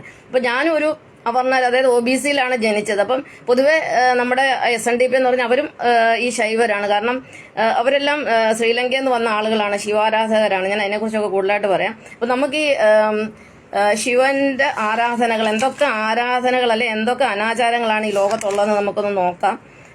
അപ്പം ക്രിസ്തുമതത്തില് എനിക്ക് ക്രിസ്തുമതത്തിനോട് വളരെ ബഹുമാനവും സ്നേഹവും എല്ലാം ഉണ്ട്. കാരണം എന്റെ ജീവിതത്തിൽ ഇപ്പം ഞാൻ 62 വയസ്സുണ്ട്. ഈ 62 വർഷമായിട്ട് എനിക്ക് ക്രിസ്തുമതമായിട്ട് എനിക്ക് ഒരിക്കലും വിട്ടുപോകാൻ പറ്റാത്ത ബന്ധമാണ്. അതിനെക്കുറിച്ച് ഞാൻ യൂട്യൂബിൽ ഒരു വീഡിയോ ഇട്ടിട്ടുണ്ട്. കാരണം നമുക്ക് ക്രിസ്തുമതത്തിൽ പറഞ്ഞ ഒരു മകനുണ്ട്. അപ്പൊ അത് ഒരു ബന്ധം, ഒരു പാലം പോലെ അത് അവിടെ കിടക്കുക. പിന്നെ ഞാൻ ഈ ജോലി ചെയ്യുന്ന വീടും അതുപോലെ ഒരു വീടാണ്. പക്ഷെ അതുകൊണ്ടൊന്നുമല്ല ഞാൻ ഇതിനകത്ത് തത്വങ്ങളോ നോക്കി. കാരണം ക്രിസ്തുമതത്തിൽ എവിടെ നോക്കിയാലും നമുക്കൊരു ബലി കാണാൻ പറ്റത്തില്ല. കാരണം ഒരു മൃഗങ്ങളെ ബലി കൊടുക്കും, ഒരു ജീവികളെ കശാപ്പ് ചെയ്യുന്ന ഒരു ആചാരം അതിനകത്തില്ല. പക്ഷെ ഹിന്ദുമതത്തിൽ ഇന്നും അത്ര ആചാരങ്ങളുണ്ട്. പീഡിപ്പിക്കുന്ന ഒരു ആചാരവും ക്രിസ്തുമതത്തിലില്ല. ശരിയാണോ ഞാൻ പറയുന്നത്? ഒരു ആചാരം ആരെയും പീഡിപ്പിക്കുന്ന വേദനിച്ചുള്ള ഒരു ആചാരവുമില്ല. കാരണം അവർ സത്യദൈവത്തെയാണ്, പിതാവിനെ ആരാധിക്കുന്നത്.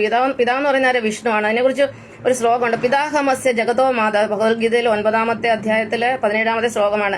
പിതാഹമസ്യ ജഗതോ മാതാ ധാതാ പിതാമഹ വേദ്യം പവിത്രമോങ്കാര ഋത് സാമ യജു രേവജ.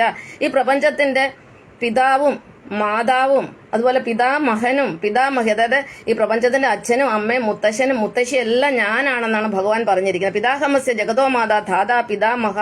ധാതാവ് എന്ന് പറഞ്ഞ എല്ലാ കർമ്മങ്ങൾക്കും ഫലം കൊടുക്കുന്നവൻ ഞാനാകുന്നു. അതായത് കർത്താവ് ഞാനാകുന്നു. കർത്താവ് എന്ന് പറഞ്ഞാൽ കർമ്മത്തിന് ഫലം കൊടുക്കുന്നവൻ. അപ്പം പിതാഹമസ്യ ജഗതോ മാതാ ധാതാ പിതാമഹ വേദ്യം പവിത്രം ഓങ്കാരം. പിന്നെ പവിത്രമായ ഓങ്കാര ശബ്ദം ഞാനാകുന്നു, ഓം ശബ്ദം ഞാനാകുന്നു. വേദ്യം പവിത്രം ഓങ്കാരം ഋത് സാമ യജുരേവച. 4 വേദങ്ങളെ കുറിച്ച് നമ്മൾ കേട്ടിട്ടുണ്ട്. ഋഗ്വേദം, യജുർവേദം, സാമവേദം, അഥർവവേദം. അതിൽ ഋഗ് എന്ന് പറഞ്ഞാൽ ശ്ലോകങ്ങളൊക്കെയാണ്. യജുസ് എന്ന് പറഞ്ഞാൽ ഇറുക്ക് യജുസ്, അത് രണ്ടും പിന്നെ മന്ത്രങ്ങളും തന്ത്രങ്ങളും പൂജാവിധികൾ അങ്ങനത്തെ ഒരു കാര്യങ്ങളാണ്. 3-ാമത്തെ സാമവേദമാണ്. അത് നമുക്കറിയാം, സംഗീതം നൃത്തമൊക്കെയാണ്. സാമവേദം നാവിലുണർത്തിയ സ്വാമിയേ എന്ന് പറഞ്ഞൊരു പാട്ടൊക്കെ കേട്ടിട്ടില്ലേ? അപ്പൊ സാമവേദം എന്ന് പറഞ്ഞ സംഗീതമാണ്. പിന്നെ ഒരു വേദമുണ്ട്, 4-ാം വേദം അഥർവവേദം. ഈ അഥർവവേദത്തിലാണ് ഈ കൈവിഷം കൂടോത്ര ഈ ആഭിചാരങ്ങൾ മുഴുവനുള്ളതും അതിനകത്താണ്. ഭഗവാൻ കൃഷ്ണൻ പറഞ്ഞത് അത് ഞാനല്ലെന്ന്. അപ്പൊ ഋത് സാമ യജുരേവച. ഋഗ്വേദവും ഞാനാണ്, സാമവേദവും ഞാനാണ്, യജുർവേദവും ഞാനാണെന്ന് ഭഗവാൻ പറഞ്ഞിട്ടുണ്ട്. പക്ഷെ ഈ വിഷ്ണു ആരാധനയിൽ അങ്ങനത്തെ ഒരു അനാചാരങ്ങളും ഇല്ല, ആഭിചാരങ്ങളും ഇല്ല. പക്ഷെ ഇന്ന് കലിയുഗത്തിൽ വന്നപ്പോഴത്തേക്കിനും ഈ പണ്ടത്തെ ബ്രാഹ്മണരൊന്നും ശിവക്ഷേത്രങ്ങളിൽ പൂജ നടത്തത്തില്ല. അവർ വിഷ്ണു ക്ഷേത്രങ്ങളിൽ മാത്രമേ പൂജ നടത്തുള്ളൂ. ഈ കലിയുഗം വന്നപ്പോഴത്തേക്കിന് എല്ലാം മിക്സായി, എല്ലാവരും അങ്ങോട്ടും ഇങ്ങോട്ടും മിക്സായി. ഇപ്പം ഞാൻ പറഞ്ഞു ക്രിസ്തുമതം എന്നാൽ ദേവന്മാരുടെ മതമാണ്, ദൈവത്തിനോട് ഏറ്റവും അടുത്തിരിക്കുന്നവരുടെ മതമാണ്, സാത്വിക മതമാണ്. പക്ഷെ ഇന്ന് ക്രിസ്തുമതത്തിൽ ഇഷ്ടംപോലെ അസുരന്മാരുണ്ട്, അതിനകത്ത് അസുരന്മാരുണ്ട്. കാരണം ഈ പെന്തക്കോസ്ത് പോലുള്ള ആളുകൾ എന്ന് പറഞ്ഞാൽ മറ്റുള്ളവരെ കളിപ്പിച്ചും തട്ടിപ്പ് നടത്തിയും പിന്നെ അതുപോലെ മറ്റുള്ളവരെ മതം മാറ്റിയും ഒക്കെ ചെയ്യുന്നു. അത് സ്വർണ്ണത്തിനെ വെറുക്കുന്നു. നമ്മളിപ്പോൾ ഏതെങ്കിലും ഈ ഭൂമിയിൽ ഏതെങ്കിലും ഒരു വസ്തുവിനെ നമ്മൾ പൂർണ്ണമായിട്ട് വെറുക്കുന്നുണ്ടെങ്കിൽ നമ്മൾ അസുരനാണ്. കാരണം പെന്തക്കോസ്തുകാർ സ്വർണ്ണം ഇടത്തില്ല, സ്വർണ്ണത്തിനെ അവർ വെറുക്കും. സ്വർണ്ണം എന്ന് പറഞ്ഞാൽ ഭൂമിയിൽ ഏറ്റവും വില കൂടിയ വസ്തുവാണ്. അതുകൊണ്ടാണ് ദേവീദേവന്മാരൊക്കെ ഒരുപാട് സ്വർണ്ണം ഇടുന്നത്, അമ്പലങ്ങളിലും പള്ളികളിലും ഒക്കെ സ്വർണ്ണക്കിരീടവും സ്വർണ്ണക്കുരിശും സ്വർണ്ണക്കൊടിമരവും ഒക്കെ വെക്കുന്നത്. അപ്പോൾ ഏറ്റവും ഉയർന്ന മൂല്യമുള്ളവർക്ക് മാത്രമേ ഈ സ്വർണ്ണം ഇടാനുള്ള യോഗ്യത ഉള്ളതാണ് എൻ്റെ ഒരു അഭിപ്രായം. അപ്പോൾ അങ്ങനെ എല്ലാത്തിലും ഉണ്ട്. ഇപ്പം ഇസ്ലാം മതം എന്ന് പറയുന്നത് അത് ശൈവ മതമാണ്, അതിനകത്ത് ഇഷ്ടംപോലെ ദേവന്മാരുണ്ട്, നല്ല മനുഷ്യനകത്തുണ്ട്. അപ്പൊ അതൊക്കെയാണ് ഇപ്പൊ ഈ മതം വിട്ടിട്ട് പുറത്തു വരുന്നത്. അപ്പൊ ഇന്നിപ്പോ ഈ കലിയുഗം വന്നപ്പോഴത്തേന് എല്ലാവരും എല്ലാം അങ്ങ് മിക്സ് ആയിരിക്കുകയാണ്. അപ്പൊ ഈ ലോകത്ത് ഇപ്പം 3 തരം മനുഷ്യരാണ് ഉള്ളത് സത്യത്തില്. ദേവന്മാര്, അതായത് സാത്വികന്മാര് അല്ലെങ്കിൽ വൈഷ്ണവര്, ദേവന്മാരുണ്ട്. ഇവിടെ നല്ല മനസ്സുള്ള അവനവനും ലോകത്തിന് നന്മ വരുത്താൻ വേണ്ടി ജീവിക്കുന്നവരാണ് ദേവന്മാരെന്ന് പറയുന്നത്. അതുപോലെ അവനവനും ലോകത്തിലും നാശം വിതച്ചു വെക്കുന്ന, മറ്റുള്ളവരെ കൊല്ലാനും പിന്നെ ബോംബ് പൊട്ടിക്കാനും അല്ലെങ്കിൽ അങ്ങനെ എല്ലാത്തിനും മറ്റുള്ളവരെ നശിപ്പിക്കാൻ നടക്കുന്ന ആളുകളാണ് ശൈവരെന്ന് പറയുന്നത്. അവരെ നമ്മൾ അസുരന്മാരെന്ന് പറയുന്നത്. അവർ ശിവന്മാരാണ്. കാരണം ശിവന്റെ കയ്യിൽ കുന്തം ഉണ്ടല്ലോ. ഇപ്പൊ കലിയുഗത്തിൽ ഭഗവാൻ ശിവൻ ത്രേതായുഗത്തിലും ദ്വാപരയുഗത്തിലും ഒക്കെ ഉണ്ടായിരുന്നു. അന്ന് വളരെ നല്ല ആളായിട്ടാണ് എല്ലാവരും കണക്കാക്കുക. പക്ഷേ ഈ കലിയുഗത്തിൽ വന്നപ്പോൾ ശിവൻ ഇപ്പം ശരിക്കും ചെകുത്താനായിട്ട് മാറിയിരിക്കും. അപ്പൊ ഈ ഒന്ന് വിഷ്ണുവിനെ നമ്മൾ ദൈവം എന്ന് പറയുമ്പോൾ ശിവൻ ചെകുത്താനായി മാറും. വിഷ്ണു പകലാണെങ്കിൽ ശിവൻ രാത്രിയാവും. വിഷ്ണു ഭഗവാൻ സൂര്യനാണെങ്കിൽ ശിവൻ ചന്ദ്രനാവും. അപ്പൊ ഒന്ന് പോസിറ്റീവാണ്, ഒന്ന് നെഗറ്റീവാണ്. നമുക്കിനി പെട്ടെന്ന് ഒരു മിനിറ്റ് ഞാൻ സമയം നോക്കിക്കോട്ടെ. ഞാൻ ഇപ്പം 9:25 ഞാനിപ്പം 10ാമത്തെ ക്ലാസ്സാണ് എടുക്കുന്നത്. ഒരു 3 ക്ലാസ്സും കൂടെ എടുക്കാമെന്ന് വിചാരിക്കുന്നത്. അതോടുകൂടി ഞാൻ എൻ്റെ 19 വർഷമായിട്ട് ഈ തലയ്ക്കകത്ത് കൊണ്ടുനടന്ന എല്ലാ കാര്യങ്ങളും പറയാനുള്ളതൊക്കെ നേരിട്ട് പറഞ്ഞിട്ട് ഞാൻ ഫേസ്ബുക്കിൽ നിന്ന് എന്നേക്കുമായിട്ട് ഞാൻ വിട്ടു പോകണമെന്നുള്ളൊരു ആഗ്രഹത്തിൽ നിൽക്കുകയാണ്. അപ്പം നിങ്ങൾ 2-3 ദിവസം കൂടെ എന്നെ സഹിച്ചാൽ മതി, ഓക്കെ? അപ്പം നമുക്ക് പറഞ്ഞല്ലോ ശിവാരാധന ഫുൾ നെഗറ്റീവാണ്. അപ്പോൾ അതിനെക്കുറിച്ച് ഞാൻ പറയാൻ പോകുന്നത്. അത് എന്തൊക്കെയാണെന്നാണ് ഞാനിപ്പോൾ പറയുന്നത്. നിങ്ങൾ ശ്രദ്ധിച്ച് കേൾക്കണം. എന്നിട്ട് അവസാനം ഞാനൊരു ചലഞ്ച് വയ്ക്കുന്നുണ്ട്. നിങ്ങളാരും ഏറ്റെടുക്കണ്ട, പക്ഷെ അത് നമ്മുടെ ഉള്ളിൽ നിന്ന് അത് നമ്മൾ മനസ്സിലാക്കി വെക്കണം. മറ്റുള്ളവരോട് പറയാനുള്ള, മറ്റുള്ളവർക്ക് ഉത്തരം കൊടുക്കാൻ വേണ്ടി നിങ്ങളത് മനസ്സിലാക്കി വെക്കണം. അപ്പോൾ ഏറ്റവും വലിയ ശിവാരാധന എന്ന് പറഞ്ഞാൽ ബലിയാണ്. അത് മൃഗബലിയുണ്ട്, പശുബലിയുണ്ട്, പക്ഷിബലിയുണ്ട്, പിന്നെ അങ്ങനെ നരബലി. ഇതൊക്കെ ശിവാരാധന ഭാവന. കാരണം ശിവൻ എന്ന് പറഞ്ഞാൽ സംഹാരമൂർത്തിയാണ്, ചോരയാണ്, കാളി, ശിവന്റെ ഭാര്യയാണ് കാളി എന്ന് പറഞ്ഞാൽ. അപ്പൊ ആ പാർവതിയുടെ മറ്റൊരു രൂപമാണ്. അത് കാളീക്ഷേത്രങ്ങളിലൊക്കെ പണ്ട് ഒരുപാട് ബലി കൊടുക്കുന്നുണ്ടായിരുന്നു. ഇന്നും നമ്മുടെ ഇന്ത്യയിലെ ഹിന്ദുക്കളുടെ ഇടയിൽ, അത് പിന്നെ ഈ ശൈവരുടെ ഇടയിൽ ഇഷ്ടം പോലെ ബലി നടക്കുന്നുണ്ട്. ഞാൻ കഴിഞ്ഞ ദിവസം പറഞ്ഞ എന്റെ പതിദേവനായ അയ്യപ്പൻ ചേട്ടന്റെ വീട്ടിലെ ഓരോ വർഷവും അവർ കോഴിയെ ബലി കൊടുക്കുന്നുണ്ട്. ഞാനവിടെ ഉള്ളപ്പോഴും ആ സംഭവം നടത്തിയിട്ടുണ്ട്. പക്ഷെ നമുക്ക് വല്ലതും ചെയ്യാൻ പറ്റും? ഒന്നും ചെയ്യാൻ പറ്റത്തില്ല. അപ്പൊ സകലവിധ ആചാര അനാചാര ദുരാചാര ആഭിചാരങ്ങളും ഹിന്ദുമതത്തിലുണ്ട്. അതെല്ലാം ശൈവാരാധനയാണ്. നമ്പർ 1 സതി, 2 ശൈശവവിവാഹം. ഞാൻ ഈ നമ്പർ ഇട്ട് ഇങ്ങനെ കുറച്ച് എഴുതി വെച്ചിരിക്കുക. ഞാൻ അങ്ങോട്ട് 75 എണ്ണം എഴുതിയിട്ടുള്ളത്. ഇപ്പൊ അതൊന്നുമില്ല, പെട്ടെന്ന് ഞാൻ കുറച്ച് പറയുകയാണ്. സതി, ശൈശവവിവാഹം, പിന്നെ നരബലി, പക്ഷിബലി, മൃഗബലി, പിന്നെ ലിംഗപൂജ. എല്ലായിടത്തും ഈ ലിംഗം വെച്ച് പൂജിക്കുക. അത് ഒരു ഹിന്ദുവിലെ പിന്നെ സന്യാസിമാരും ഹിന്ദുക്കളിലെ ശൈവരാണ് ലിംഗത്തെ പൂജിക്കുന്നത്. എന്നാൽ പിന്നെ ഈ ഇസ്ലാം മതം അള്ളാഹു എന്ന് പറയുന്ന ശിവൻ തന്നെയാണ്. അപ്പൊ അവര് ലിംഗം എന്ന് പറയുന്ന അവർക്ക് അങ്ങനെ ഒരു പിന്നെ കല്ലോ അല്ലെങ്കിൽ ബിംബം ഒന്നും ഉണ്ടാക്കി അവർ ആരാധിക്കില്ല. അവരവരെ സ്വന്തം ലിംഗം കൊണ്ടാണ് അവർ പൂജിക്കുന്നത്. അവർ സ്വലിംഗ പൂജയാണ് ചെയ്യുന്നത്. കാരണം അവർക്ക് ഈ ലിംഗത്തോടൊക്കെ ഭയങ്കര മമതയുള്ളവരാണ്. അതാണ് ഇതിനടുത്തത് ലിംഗ പൂജ. യോനി പൂജ കേട്ടിട്ടില്ലേ? ഓരോ ജ്യോതിഷികളൊക്കെ ചെയ്യുന്നതാണ് യോനി പൂജ. ലിംഗ പരിച്ഛേദനം, നല്ല ശിവലിംഗം പോലെ ഇസ്ലാമുകൾ അല്ലെ മുസ്ലിങ്ങളെ ലിംഗ പരിച്ഛേദനം ചെയ്ത് തൊലിയൊക്കെ കട്ട് ചെയ്ത് ശിവലിംഗം പോലെ പ്ലെയിൻ ആക്കി വെക്കുന്നുണ്ട്. അതും ഒരു ശിവന്റെ പൂജ തന്നെയാണ്, ലിംഗപൂജയാണ്. എനിക്കൊന്നും പറയാൻ യാതൊരു പേടിയും ഭയവും ഒന്നുമില്ല. കാരണം നമ്മൾ ലോകത്തിൽ ഒരാളെ ഭയന്നാൽ മതി. നമ്മളെ ഭയക്കണം, നമ്മുടെ കർമ്മങ്ങളെ ഭയക്കണം, നമ്മൾ തെറ്റ് ചെയ്താൽ ഭയക്കണം. നമ്മുടെ ഉള്ളിൽ ഭഗവാൻ ഇരിക്കുന്ന നമുക്ക് പൂർണ്ണ ബോധ്യമായി കഴിഞ്ഞാൽ ഈ പ്രപഞ്ചത്തിൽ ഒരാളെ നമുക്ക് ഭയക്കേണ്ട ആവശ്യമില്ല. നമ്മൾ ആർക്കും ദ്രോഹം ചെയ്യാൻ പോകുന്നില്ല. ഞാനിപ്പോൾ ഇതൊക്കെ പറയുന്നത് മറ്റുള്ളവരെ മനസ്സിലാക്കാനല്ല. എനിക്ക് ഭഗവാൻ ശിവനും വിഷ്ണുവും എല്ലാ ഭഗവാന്മാരും എനിക്ക് ഒരുപോലെ ഉള്ളൂ. കാരണം എല്ലാവരെയും ചേർത്ത് പിടിക്കുന്ന ഒരൊറ്റ വലിയ ഭഗവാനാണ് നാരായണന്. ആ നാരായണൻ ഇരിക്കുന്നിടത്ത് വേറെ വല്ലവരെ നമുക്ക് പ്രത്യേകം ഒന്നും ആരാധിക്കേണ്ട ആവശ്യമില്ല. അതിനകത്ത് സകലതും ഉണ്ട്. ഓക്കെ. ഇപ്പൊ ലിംഗ പരിച്ഛേദനമാണ് സർക്കംസിഷൻ. യോനിദള പരിച്ഛേദനം അത് മുസ്ലിങ്ങളുടെ ഇടയിലുള്ള ഒരു ആചാരമാണ്. സ്ത്രീകളുടെ യോനിദളങ്ങൾ പോലും ഛേദിക്കുന്നതും ലിംഗാരാധനയാണ്. സാത്താൻ സേവകട്ടുണ്ട്. അത് ക്രിസ്തു മതത്തിൽ എവിടെയൊക്കെ ഉണ്ട്. അത് ക്രിസ്തു മതത്തിൽ യേശുക്രിസ്തുവിന് എതിരായിട്ട് നടക്കുന്ന ആളുകളാണ്. എന്താ പറയുന്നത്, ആന്റി ക്രൈസ്റ്റ് സാത്താൻ സേവ അത് ശിവാരാധനയാണ്. പിന്നെ ചാത്തൻ സേവ, കുട്ടിച്ചാത്തൻ സേവ, പിന്നെ ജ്യോതിഷികൾ. അറിയാം, ഈയിടെ ഒരു ജ്യോതിഷിയെ പിടിച്ചു. അപ്പൊ ജ്യോതിഷം എന്നൊക്കെ പറയും. സത്യത്തിൽ ജ്യോതിഷം ഞാൻ ഇന്നലെ ഒരു പോയിന്റ് ജാതകത്തെ കുറിച്ച് പറയാൻ വന്നായിരുന്നു. അത് കംപ്ലീറ്റ് ആയില്ല, അത് ഞാൻ നാളെ പഠിപ്പിക്കാം. അപ്പൊ അതിനകത്ത് ജ്യോതിഷത്തെ കുറിച്ച് പറയുന്നത്, സത്യത്തിൽ ജ്യോതിഷം എന്ന് പറഞ്ഞൊരു സയൻസ് ആണ്. അത് പിന്നെ എന്താ പറയുക, നമ്മളിപ്പം നമുക്കറിയാം ഒരു മാവ് വെച്ചാൽ എത്ര വർഷം കഴിഞ്ഞാൽ അത് പൂക്കും, അല്ലെങ്കിൽ ഒരു മുല്ലച്ചെടി വെച്ചാൽ അത് എപ്പം പൂക്കും, അതുപോലെ ഒരു തെങ്ങ് വെച്ചാൽ എപ്പം കായ്ക്കും, എല്ലാം ഒരു കൃത്യമായ കണക്ക് പ്രകാരം നമ്മളത് ഒബ്സർവ് ചെയ്തിട്ടാണ് നമുക്ക് പറയുന്ന ഒരു പൂച്ച 3 മാസം കഴിയുമ്പോൾ പ്രസവിക്കും, അല്ലെ പശു മനുഷ്യനെ പോലെ പിന്നെ 9 അല്ലെ 10 മാസം കഴിയുമ്പോൾ പ്രസവിക്കും. ഇതെല്ലാം ഓരോ കണക്ക് കൂട്ടിയിട്ടാണ് നമ്മൾ പറയുന്നത്. അതുപോലെ മനുഷ്യന് ഓരോ കണക്കുണ്ട്. എല്ലാവരും ഒരുപോലെ, ഓരോരുത്തരും ഓരോരോ ഭഗവാന്മാരില്ല. അപ്പൊ എല്ലാവരുടെയും ജാതകം, അതായത് നമ്മുടെ ലൈഫ് വ്യത്യാസമാണ്. നിങ്ങളുടെ ലൈഫ് പോലെയല്ല എന്റെ ലൈഫ്. അപ്പൊ നമുക്ക് ഓരോ പ്രായത്തിൽ നമുക്ക് എന്ത് സംഭവിക്കും ഇത് അറിയാവുന്നവരെ കൃത്യമായിട്ട് പറഞ്ഞു കഴിഞ്ഞാൽ കറക്റ്റ് ആണ്. എന്റെ ജാതകത്തിൽ ഇതുവരെ ഉള്ളതെല്ലാം കറക്റ്റ് ആണ്. ഒരു രാജയോഗം പറഞ്ഞിട്ട് രാജാബാബു എന്നങ്ങോട്ട് പറഞ്ഞിട്ടുണ്ട്. ഇനി അത് സത്യമാവോ എന്ന് ആർക്കറിയാം. അപ്പൊ എന്തായാലും കറക്റ്റായിട്ട് ജാതകം എഴുതി വെച്ചിരുന്നാൽ അത് ശരിയാവും. പക്ഷെ ഇന്നത്തെ എല്ലാം പിന്നെ എന്താ പറയുന്നത്, അതിനകത്ത് പിന്നെ മായം ചേർത്ത് വിൽപ്പനയാണ് ഇന്ന്. കാശുണ്ടാക്കുക എന്നുള്ള പരിപാടിയാണ് ഇത്. അത് സത്യമായിട്ട് പറഞ്ഞാൽ എല്ലാം സത്യമായിരിക്കും. അപ്പം കള്ള ജ്യോതിഷികളെ, പിന്നെ മന്ത്രതന്ത്രങ്ങളൊക്കെ പറയുന്നവരും മന്ത്രം ജപിക്കുന്നവരും, പിന്നെ വാസ്തു ഒക്കെ നോക്കുന്ന, വാസ്തു ശരിക്കും നോക്കിക്കഴിഞ്ഞാൽ അത് ശരിയാണ്. പക്ഷെ ഇതിനകത്തെല്ലാം തട്ടിപ്പ് നടത്തുന്ന എല്ലാം ശിവാരാധനയാണ്. പിന്നെ ശത്രു സംഹാര പൂജ കേട്ടിട്ടുണ്ടല്ലോ അമ്പലങ്ങളിലൊക്കെ. പിന്നെ ഈ അതുപോലെ വാവുബലി, ഈ ബലിയുടെ നേരെ അസുരന്മാരെ, ശൈവരെ നമ്മൾ അസുരന്മാരെന്ന് പറയുന്നത്. കാരണം അവർ ഇരിക്കുന്ന സമയത്ത് അച്ഛനെയും അമ്മയും നോക്കത്തില്ല. മരിച്ചു കഴിഞ്ഞാൽ അവർക്ക് മോക്ഷം കൊടുക്കാൻ വേണ്ടിയിട്ട് പോയിരുന്നു. മരിച്ചു കഴിഞ്ഞിട്ട് പോയി ഭയങ്കര കാര്യമായിട്ട് ബലിയിടും. ഒരു പിന്നെ വൈഷ്ണവരാരും മരിച്ചു കഴിഞ്ഞിട്ട് ബലിയിടത്തില്ല. അതിന്റെ ആവശ്യമില്ല. കാരണം അവർ ശരിക്കും അവരുടെ അച്ഛനെയും അമ്മയും നോക്കും. അവര് ദൈവത്തിനെ ഭയമുള്ളവരും അവരിയ്ക്കുന്ന സമയത്ത് അവരുടെ പേരൻസിനെ നോക്കുന്നു. അപ്പൊ ഈ പേരൻസിനെ ഒക്കെ നോക്കാത്തവരും അസുരന്മാർ കൂട്ടത്തിൽ വരും. ഇപ്പൊ മൃത്യുഞ്ജയ ഹോമം, ശത്രു സംഹാരം, പിന്നെ തൂക്കം എന്ന് പറയുന്നത് നമ്മള് പത്തനംതിട്ട ജില്ലയില് പിന്നെ ഏഴംകുളം എന്ന് പറഞ്ഞ സ്ഥലമുണ്ട്. അവിടെ മനുഷ്യന്റെ മുതുക് തുളച്ച് ഒരു കൊളുത്തിട്ടിട്ട് ഏതോ ഒരു സ്ക്രീനിലൊക്കെ വെച്ചിട്ട് പൊക്കിക്കൊണ്ട് പോയിട്ട് പിന്നെ താത്ത് കൊണ്ടുവരും. ഒരു പ്രാവശ്യം കണ്ട് അവിടെ അപകടം നടന്നെന്നാണ് പറയുന്നത്. ഇതൊക്കെ സത്യം പറഞ്ഞാൽ അനാചാരമല്ലാതെ എന്താ ചെയ്യുന്നത്? ഇതൊക്കെ നിർത്താൻ കഴിവുള്ള ആരെങ്കിലും ഉണ്ടോ നമ്മുടെ ഇന്ത്യയിൽ? എനിക്കിതിന് മുന്നിൽ ഇറങ്ങിയിട്ട് ഇതിന് വേണ്ടി ഫൈറ്റ് ചെയ്യാനായിരിക്കും. പക്ഷെ എനിക്ക് എന്റെ സാഹചര്യത്തിൽ എന്നെ ഭഗവാൻ പെടുത്തില്ല. കാരണം ഞാനിവിടെ ഒരു ജോലിയൊക്കെ ചെയ്തിരിക്കും. എനിക്കൊന്നാമത് എന്നെ ഈ കാണുന്നതേ ഉള്ളൂ. എന്റെ അടുത്ത് സാമ്പത്തികം ഒന്നുമില്ല. എന്റെ അക്കൗണ്ടിൽ നോക്കിക്കഴിഞ്ഞാൽ ഇപ്പോൾ ഒരു 500 രൂപ പോലും കാണത്തില്ല. അത്ര ആ സ്ഥിതിയിലാണ് ഇരിക്കുന്നത്. പക്ഷെ എല്ലാ മാസവും ശമ്പളം വരും, എന്റെ കാര്യം നടക്കും. ഇങ്ങനെ നടക്കുള്ളൂ. ഞാൻ ഒന്നിനും ഇറങ്ങി, കാശില്ലാത്തവർ എന്തോന്നിനും ഇറങ്ങി പുറപ്പെടാനാ? അല്ലെങ്കിൽ ഞാൻ ഇതിന്റെ എല്ലാം പുറകെ നടന്ന് ഇതെല്ലാം നിർത്തിച്ചു വെച്ചേനും. എനിക്ക് അതിനൊരു ഭയവും ഇല്ല.